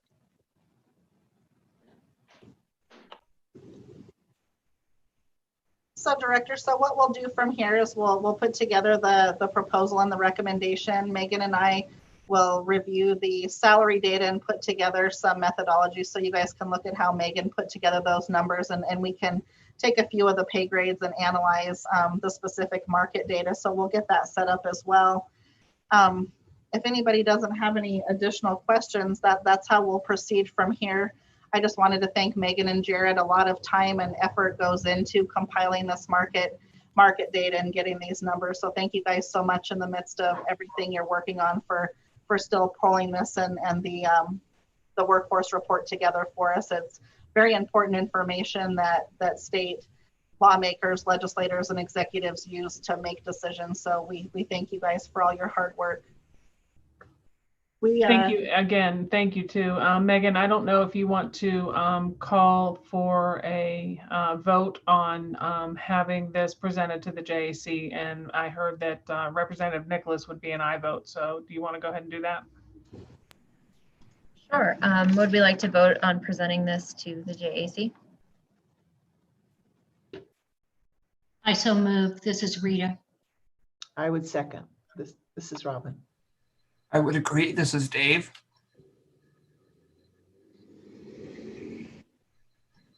All right, thank you. Megan, I'm sorry? I don't know what the process is, but I'll be an aye vote.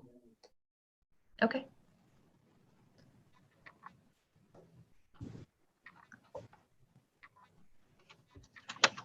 Were there any more comments or discussion on moving forward with that?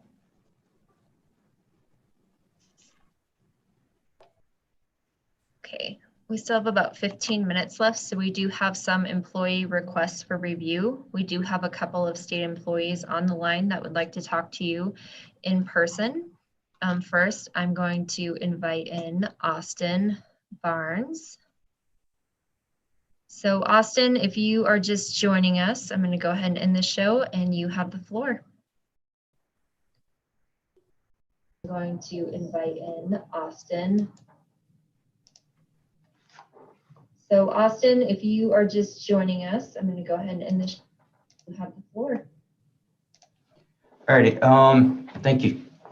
So I'm here today to present being able to see if we can do more military leave for state employees. According to the Wyoming State Statute 19-11-108 A through E, we get about 186 hours of military leave a year, which turns out, or calculates down to about 15 days total, which is in accordance with USERRA laws, which is fine and totally applicable. However, with our drill schedules, most of the year we get about 39 to 40 days, give or take, for our drill for National Guard. And we get about 15 days. Now, some of those days we have on for our normal shift, working 4 on, 4 off. And some of those days it does not fall on that, which is fine. I'm asking to see if there's a way we can get those days up to about 20 to 25 days or 200 to 250 hours, whichever way will work out the best on that situation. And the reason why I bring this up is because in December of 2019, when I had my drill for that year, I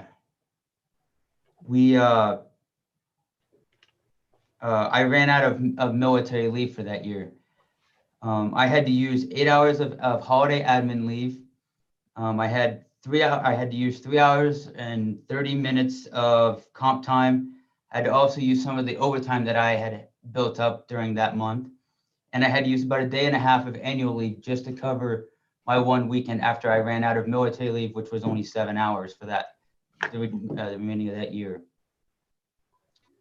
And I understand we can take LWOP, leave without pay, and we certainly can, and some people do.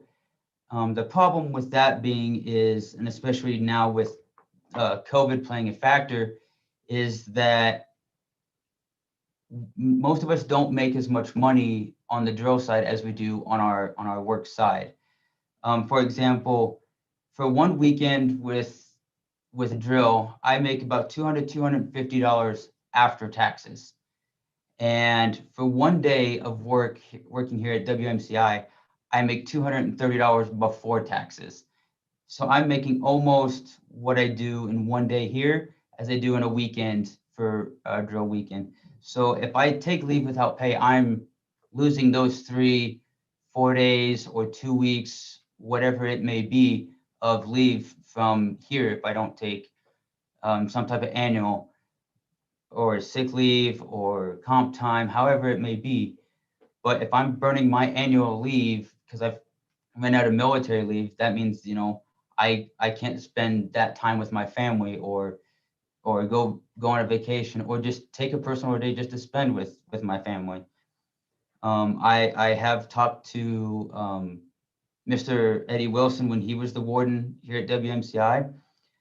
And I have talked with Mr. Dan Shannon and Miss Reedy in person back in December, January timeframe.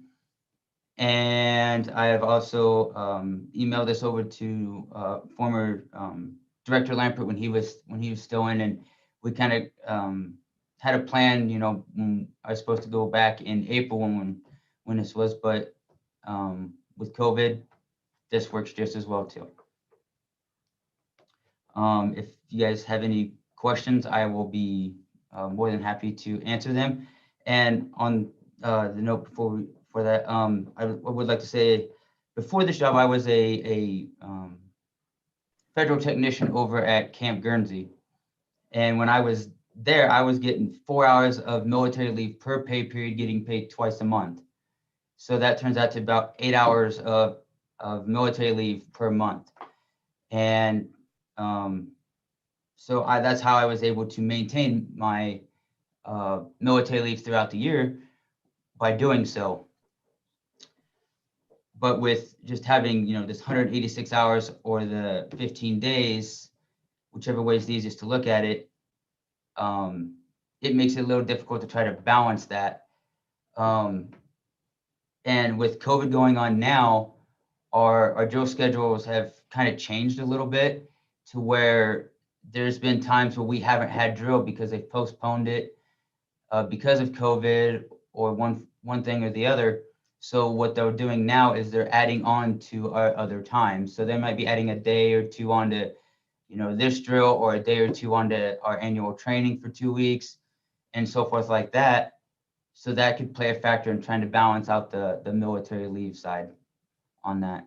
I'd be adding a day or two onto, you know, this drill, or a day or two onto. So if there's any questions, I will go ahead and answer them. Officer Barnes, Yes, ma'am. Rita Meyer. I too have served in the National Guard, and I understand the concerns you bring forward. This is a very complex issue. I know it's a complex issue for the folks at ANI to try to sort through this. I also know there's a lot of changes happening in the National Guard in terms of need for increased support to state officials and even across the border with the MOUs. Don't know how long that additional demand for the services of the National Guard will go into the future, but it's obvious it's not going to lessen the demand on National Guardsmen anytime soon.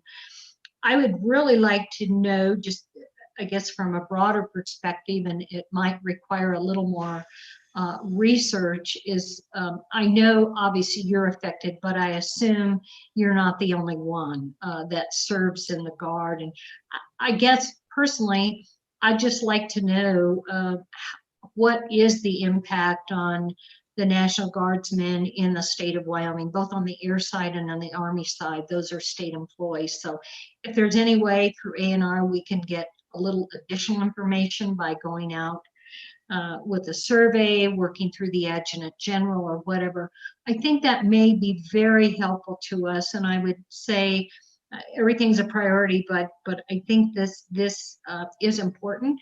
And I think in order to come at some kind of reasonable, resolution, that we just need some more information, and that could be managed through the Adjutant General. Thank you. One of the things, there's people here that work at WMCI with me that are on the Air Guard and the National Guard, and most of it kind of depends on their rank. On the military side, there's some people that they can afford to take that leave without pay, and that's fine with them. Others, not so much. There's others like with me, I'm a specialist in the National Guard, which is an E4. I can't afford to take that leave without pay because it will impact my budgeting for the month on my bills and stuff. Whereas Lieutenant Shepard, who works up at WWC now, he is I believe a major in the Wyoming Guard, and I've talked to him, he can afford to take that leave without pay.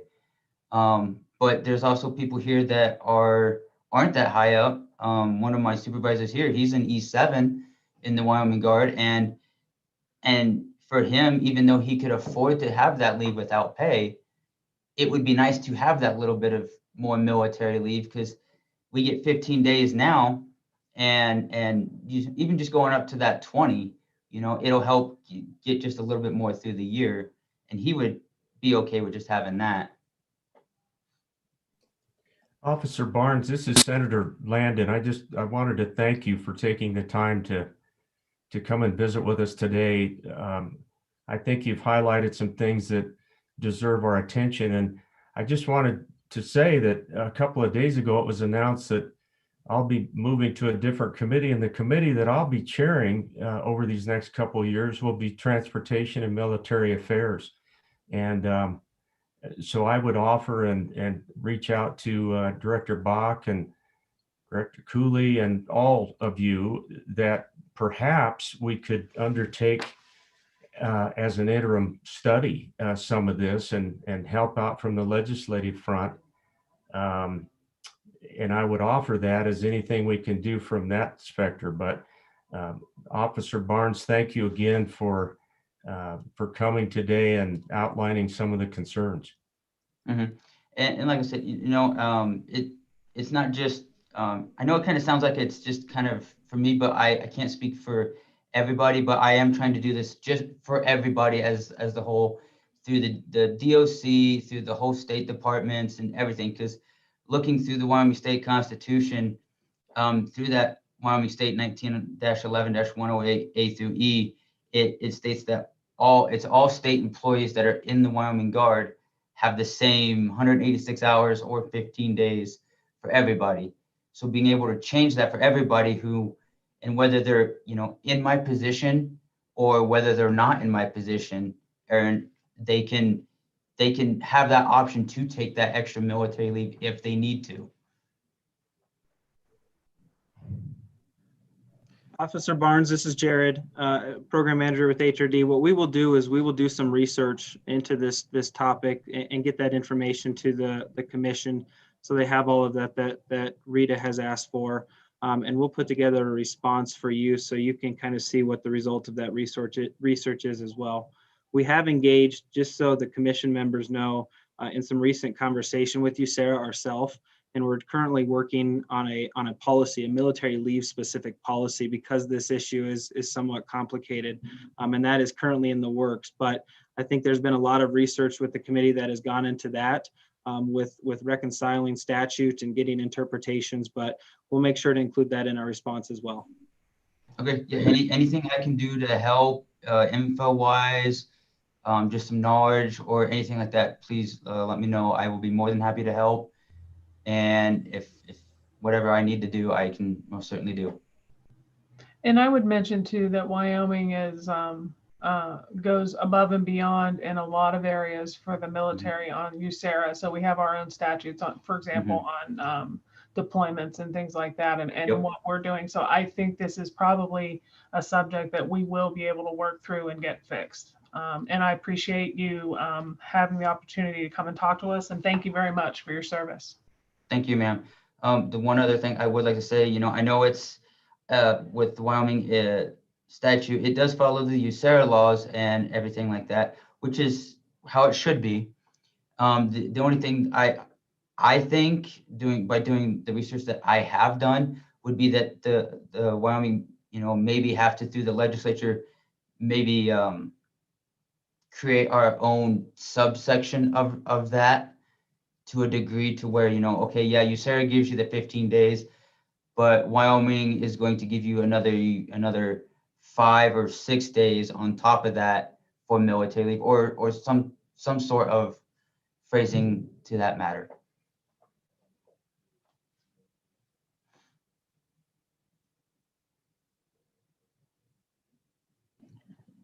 All right, are there any other questions for Officer Barnes? All right, thank you for your time. Thank you, ma'am. All right. I'm going to invite the next participant that would like to present to you. Her name is Summer Kelly. Summer, when you're ready, you have the floor.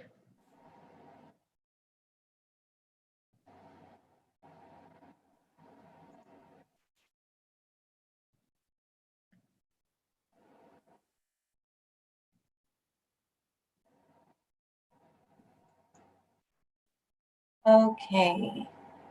Thank you very much for having me.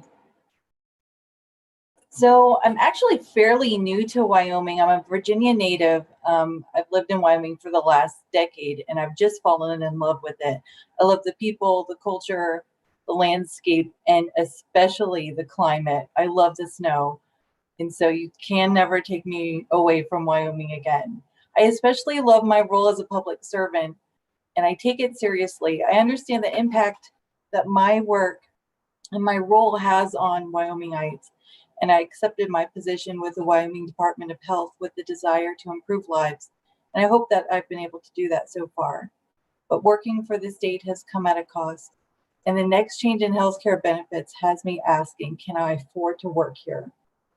I know that you have touched on some things during this meeting. And so I'd just like to bring those up again. Market compensation is below national average. I know you looked at a more regional aspect.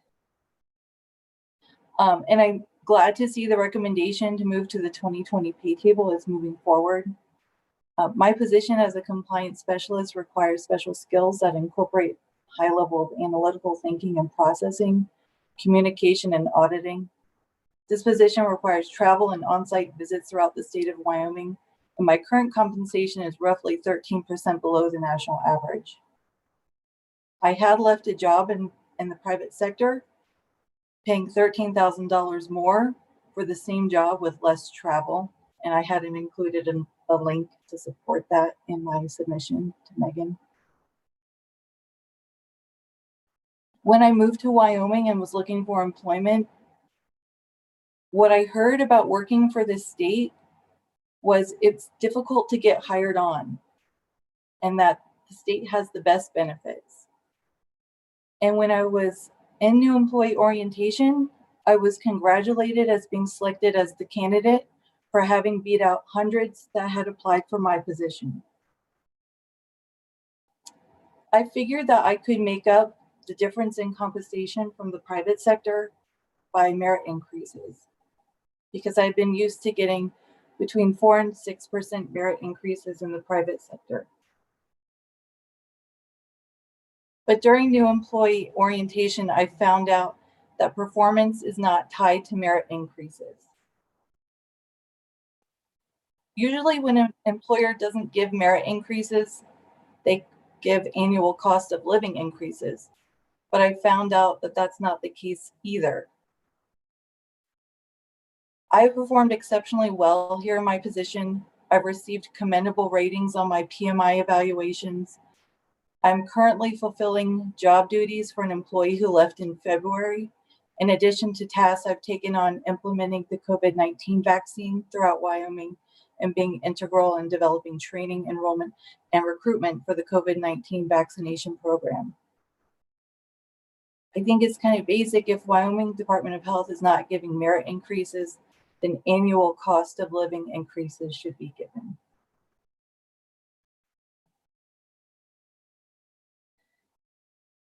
When I was hired in March of 2019, I was not eligible for an increase when it was given shortly thereafter.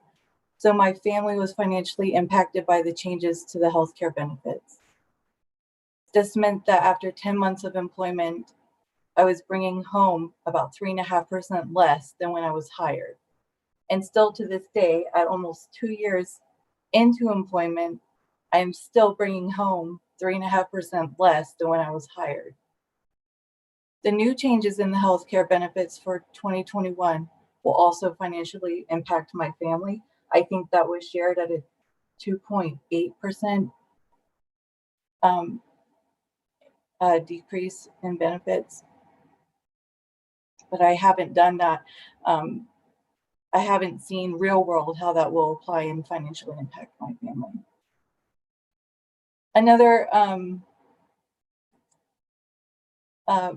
point I'd like to bring up, and something I didn't find out until after I was hired, I'm paid hourly, and due to how the hourly compensation is calculated at 160 hours per month, even though I work my regular 40 hours per week, I don't get compensated for the entire day of Thanksgiving holiday pay. This also impacts earning annual and sick leave, so I won't earn a full 8 hours for either of those days for that month.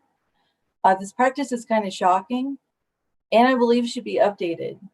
Full-time benefited employees should get fully compensated for all state holidays and earn a full 8 hours of sick and annual leave if they're working the hours within the pay period. There's virtually nothing I can do to make up that time or to compensate for that.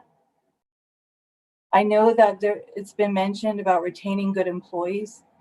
You can't retain good employees, let alone excellent employees, with these practices. I also heard maybe the JAC wouldn't approve the pay table. So I would present the cost of employee turnover and all the impacts that that has on the budgets as well. Thank you for your time today, and I can answer any questions if you have them. So this is Senator Landon, and Ms. Kelly, thank you. My question to fellow commissioners here this morning, afternoon now, I guess, is can you clarify for me the compensation policy with regard to holidays?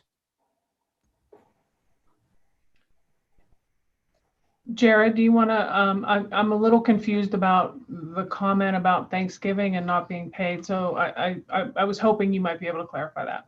Yeah, I was just going to jump in. Thank you, Director Bach. Senator Landon, the way the personnel reads, I think there are essentially 3 tiers to being paid for the full 8 hours on a holiday or earning a full accrual for sick leave or annual leave. The first tier, I think, are hours worked from 0 to 39. So anything less than 40 hours in a pay period does not receive holiday pay nor an accrual in terms of annual leave or sick leave. The next tier is anything from 40 to 159 hours is a prorated amount. And then anything that's worked 160 hours or more in a pay period would receive that full holiday pay or a full sick leave or annual leave accrual. So there are other circumstances that could ultimately end up eliminating things such as holiday pay, which would be if an employee had any sort of leave without pay the day before, the day after a holiday. But I think what we can do here in our office is perhaps reach out to the Department of Health's Human Resource Office to find out some more information to see exactly what the circumstance was here surrounding the situation that Ms. Kelly has presented to us, and get to the bottom of it, and again put together a response to return back to the commission, just to make sure that everything's being applied appropriately and consistently with the rule.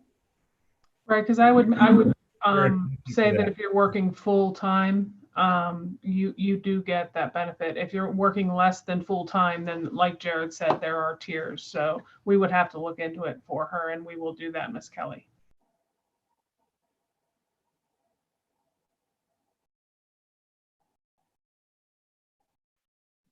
Are there any further questions?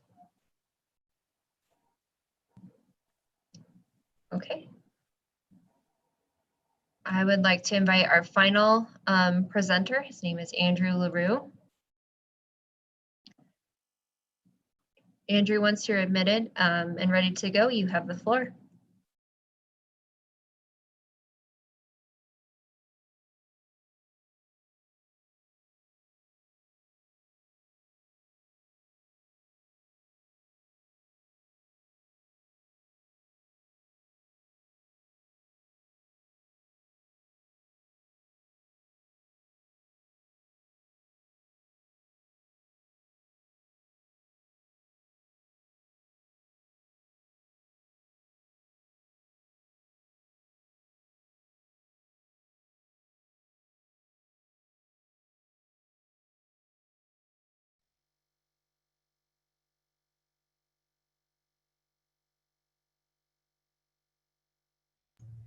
I think he might be having some trouble connecting to the audio.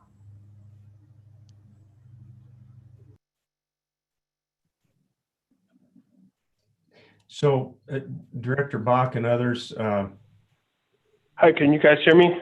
There we go. We can hear you, Andrew. Cool. Sorry, my phone had to dial in. It took a minute. So I wanted to comment on a couple of things. This was kind of hit on by the woman who spoke in front of me, was kind of this issue of brain drain. So, I mean, cost of living is going up. It's just getting more expensive. Pay isn't really keeping up with it. So kind of with my experience, looking forward, I would think that as things continue, seem like that they're going in this way, the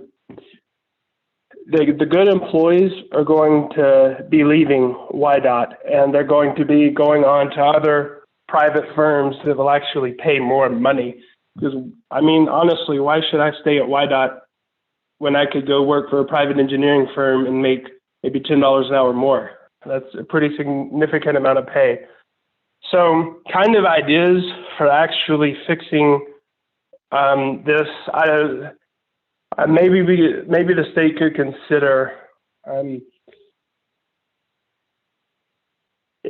sacrificing medical pay for more pay. So if an employee opts out of medical, the amount of money that the state of Wyoming is spending on medical could give maybe 3/4 or 4/5 of it, or however much, to the employee, and the state of Wyoming would get to pocket the rest. So again, if I opt out of medical, the money that the state is spending on that, they could pay the employee more, and that would count for like a raise and a raise in medical benefit, but you don't get medical insurance, and then the state of Wyoming would get to pocket the rest of this money. You would think someone above me would have thought about this, so I don't know if you guys could provide any comments on that.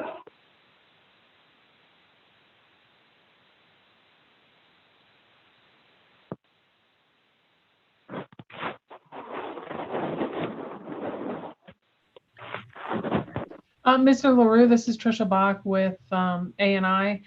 We have thought about multiple areas and of that, the issue of foregoing insurance.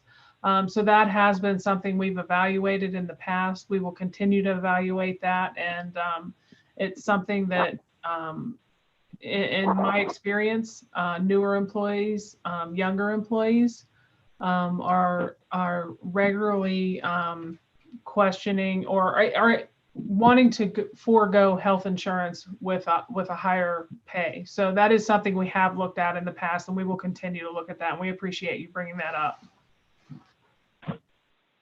Cool.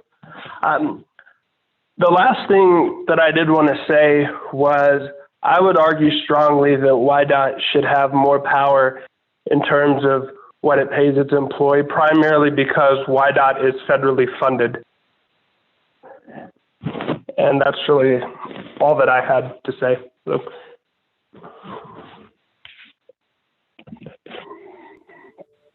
So, Mr. LaRue, this is Senator Landon. Thank you for taking the time today. Really appreciate it. And I've taken some notes on what you said. And as I mentioned, I'll be chairing a committee that oversees the Department of Transportation, and I'll be looking into some of these things.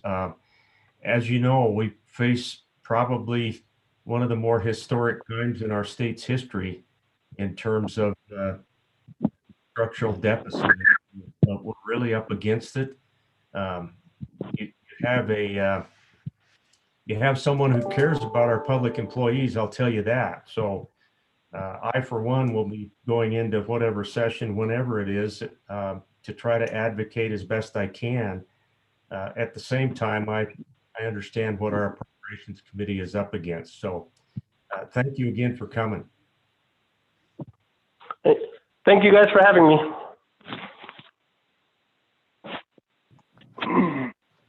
So members of the commission, we have a few additional employee requests here, and just due to the time, I know we've already run over. If it's okay with everyone, I might run through these relatively quickly and try to summarize these as best as I can. I think there are some repeat issues in here. So if that's okay with everybody, I'll proceed in that manner.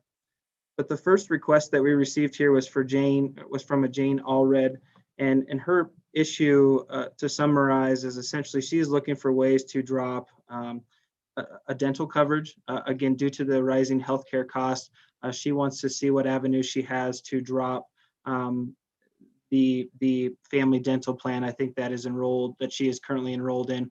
What we will do is reach out to Ralph Hayes and his group there with EGI to see what avenues exist, if any, and work with them to put together a response to let her know of any options that she might have.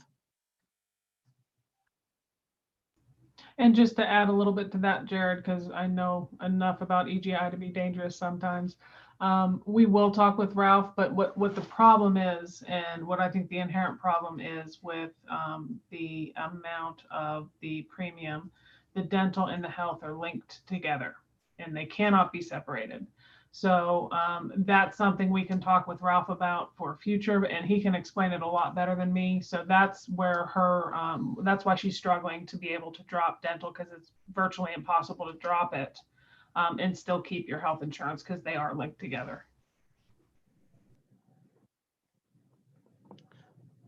Thank you, Director Bach, for that clarification. The second request that we received here is from Kathy Argyle, and to summarize her issue, it sounds like there are some concerns with how premium pay for time worked on the holiday is being provided.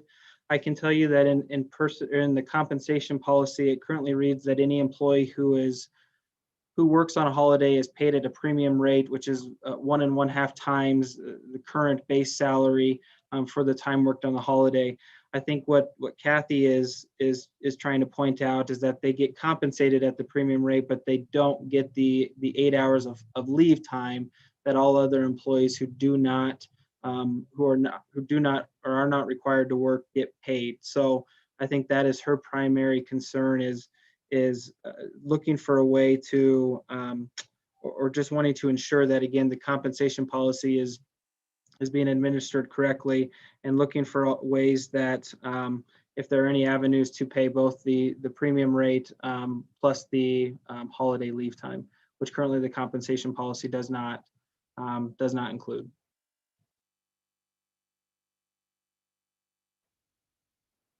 So again, we will do some research on that, and perhaps even follow up with Kathy just to ensure that that's been captured appropriately, and put together a response for the commission to review prior to going to her. So Jared, just to follow up on that, if I may. Sure. It sounded to me like what the request was if people take the leave time, they get the full 8 hours. If they work, they just get time and a half, which I think they're equating to only really a half day, right? And so they're wanting that full amount of pay, essentially double the pay for the work that day, right?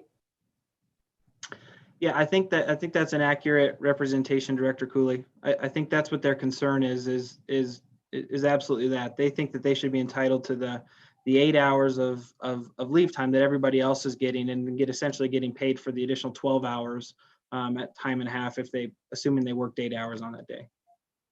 Is there a legality around that, or any parameters in the law around that? I'd have to do some research into that topic, Director Cooley, to see if there's anything that OPM or anything in FLSA that administers it. But I can tell you what's in our compensation policy is it specifically states that holiday premium pay is paid at time and a half. So it's my understanding how agencies are and how they're applying that is if I'm required to work 8 hours, I come in and work, but then I get paid 12 hours for that day.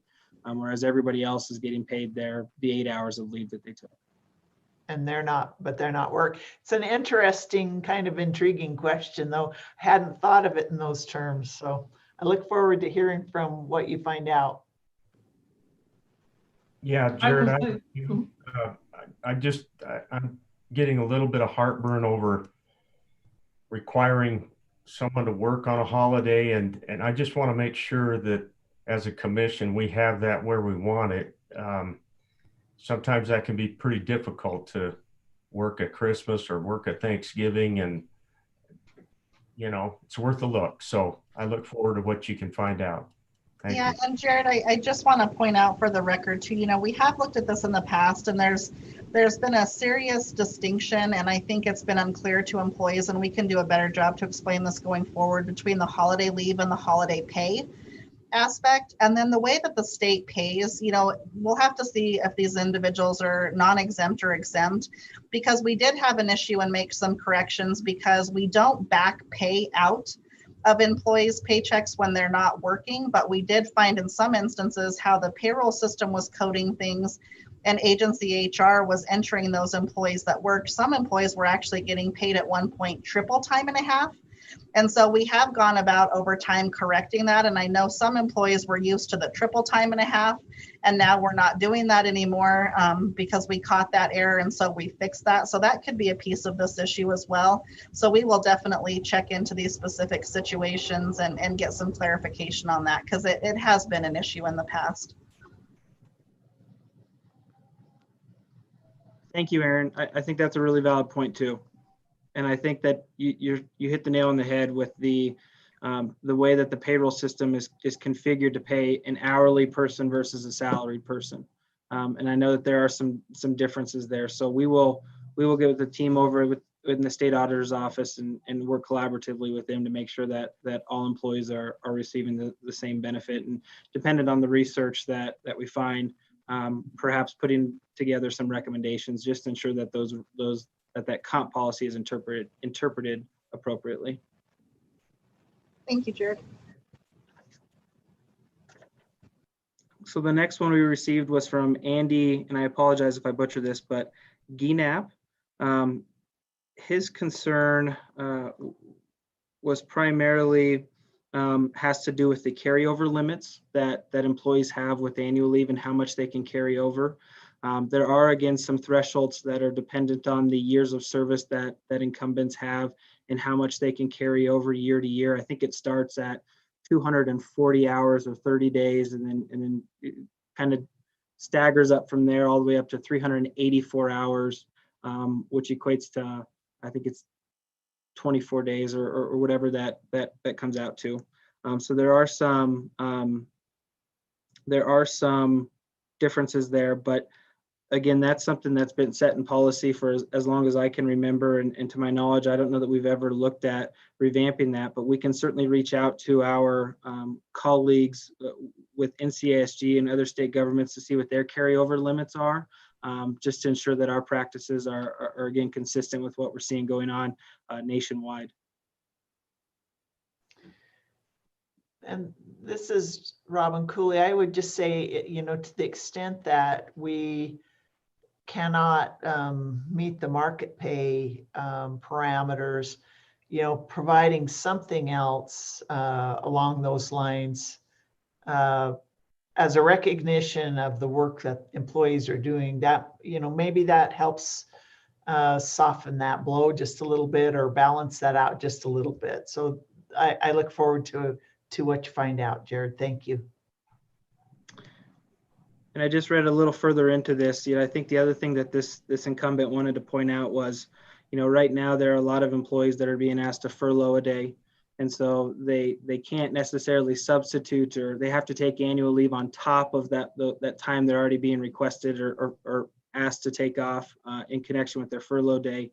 And just to reiterate again, whatever time they don't use, they end up losing. So I think that is the other catalyst here to this concern. So Jared, just for clarification, an employee right now cannot use one of those annual leave days to satisfy that furlough day, even though that's a liability when we've got all of those sick leave days that we have to pay upon an employee leaving the workforce. Is that correct? Senator Landon, that is correct. They were not allowed to substitute any paid leave on a furlough day, because if they, to your second point, if they were to code annual leave or sick leave, we would end up paying them for that time. And I can further explain that a little bit, Senator.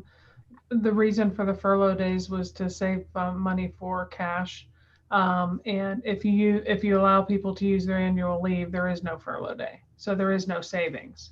On top of that, Except on the people, backside. I'm sorry. Except on the backside. Well, maybe, it may not be, because what happens is they're allowed to carry over a certain amount of leave. They're not allowed to carry over more than that. So depending on how many years you've worked here as a permanent employee, you carry over a certain amount of annual leave. When it comes to September, HR will send out an email and say, hey, you have 80 hours of use it or lose it. So you're going to lose that time no matter what.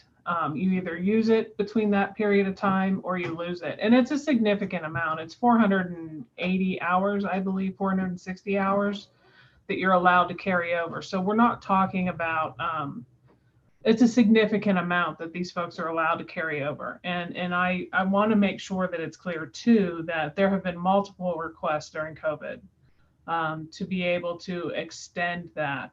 We have not done that, given what we can see on people using time.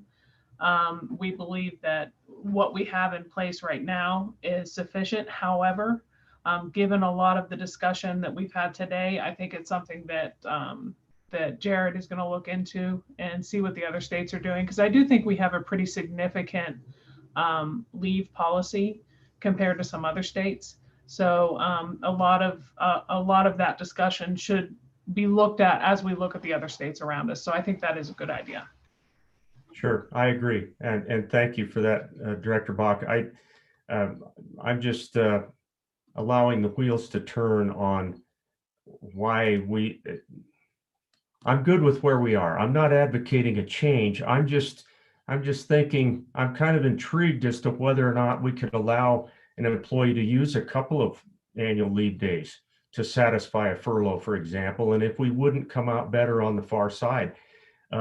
It's really about money, and you're right, we're worried about today, but sometimes we need to also worry about down the road a little bit from a budget standpoint. So it seems to me like if we can cut into that unfunded liability that we have upon somebody retiring or whatever, that's a huge payout.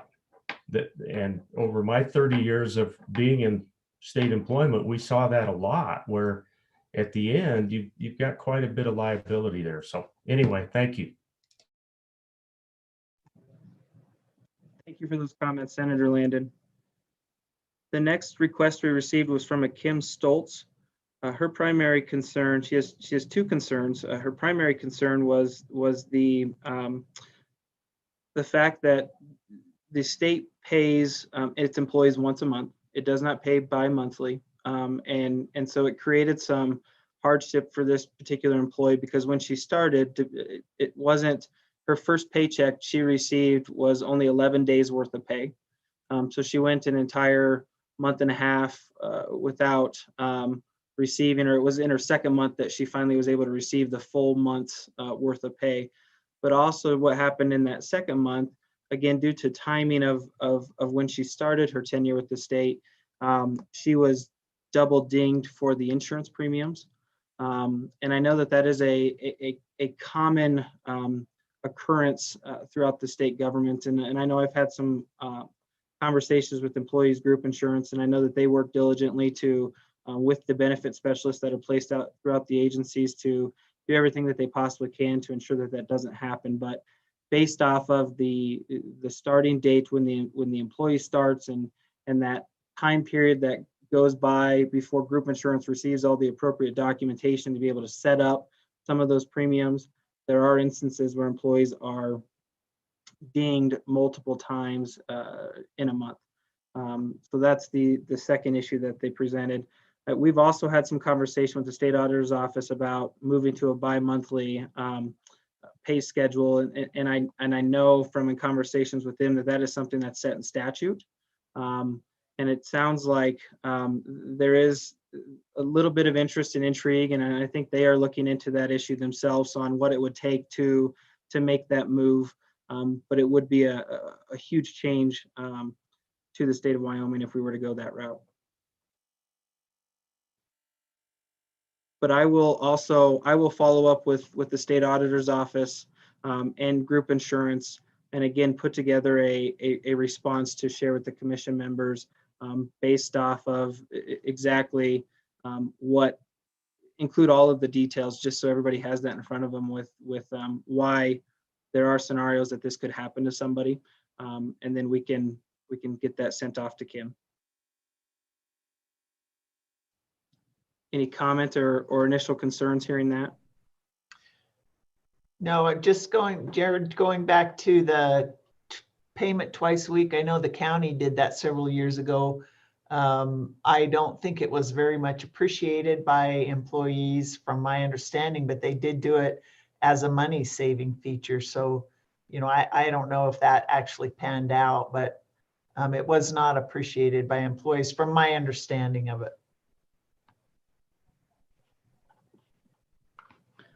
I appreciate that, Director Cooley. I'm not quite sure what level of research the state auditor's office has done up to this point, but I think it's a common concern that's brought to their table and what it would take to move to that transition. But we'll follow up with them and have further conversation on that. Thank you. So the last request, and it actually came from two different incumbents, both of which were special agents at DCI, and the summary of their concern was essentially I think what we talked about when we were talking about a market, and it's how their classifications compare to some of the market trends that they see with special agents or law enforcement. Specifically, I think the Casper Police Department was referenced in one of the statements. And Megan, please jump in, because I know these were relatively lengthy requests, but I think their primary concern was where they are relative to markets, and kind of like what we've talked about earlier, just the how they perhaps are paid at the lower end of that pay range, and it's creating some hardships. What we can do is put together a pricing sheet. I'm not sure if we've had that conversation with this commission before, but a pricing sheet that looks specifically at a classification and what market looks like for these classifications that these incumbents are in, so we can get a better idea of exactly what the market is that they are referencing.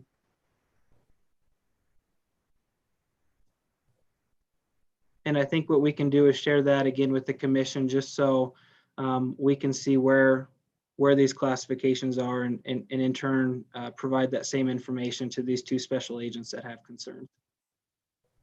Megan, was there anything that I perhaps missed? No, that was all the requests, and the requests from the special agents. That is also how I interpreted their request.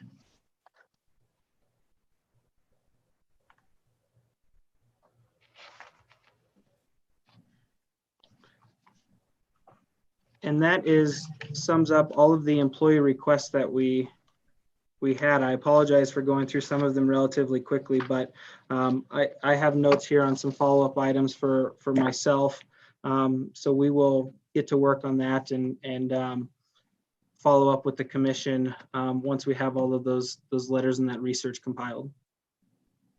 Right, and for those of you who are fairly new-ish to the commission, it has been a while, but you're new-ish, those letters will come to you and you'll be able to read them and edit them and see exactly what our response is, so that you'll be informed before we send that out. So I just wanted to make that clarification.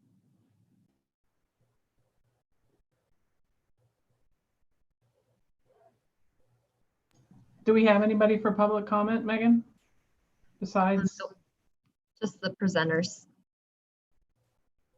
So that is all we had today. We will look to schedule a meeting in April 2021 to discuss some spring topics then. But were there any questions or comments before we adjourn?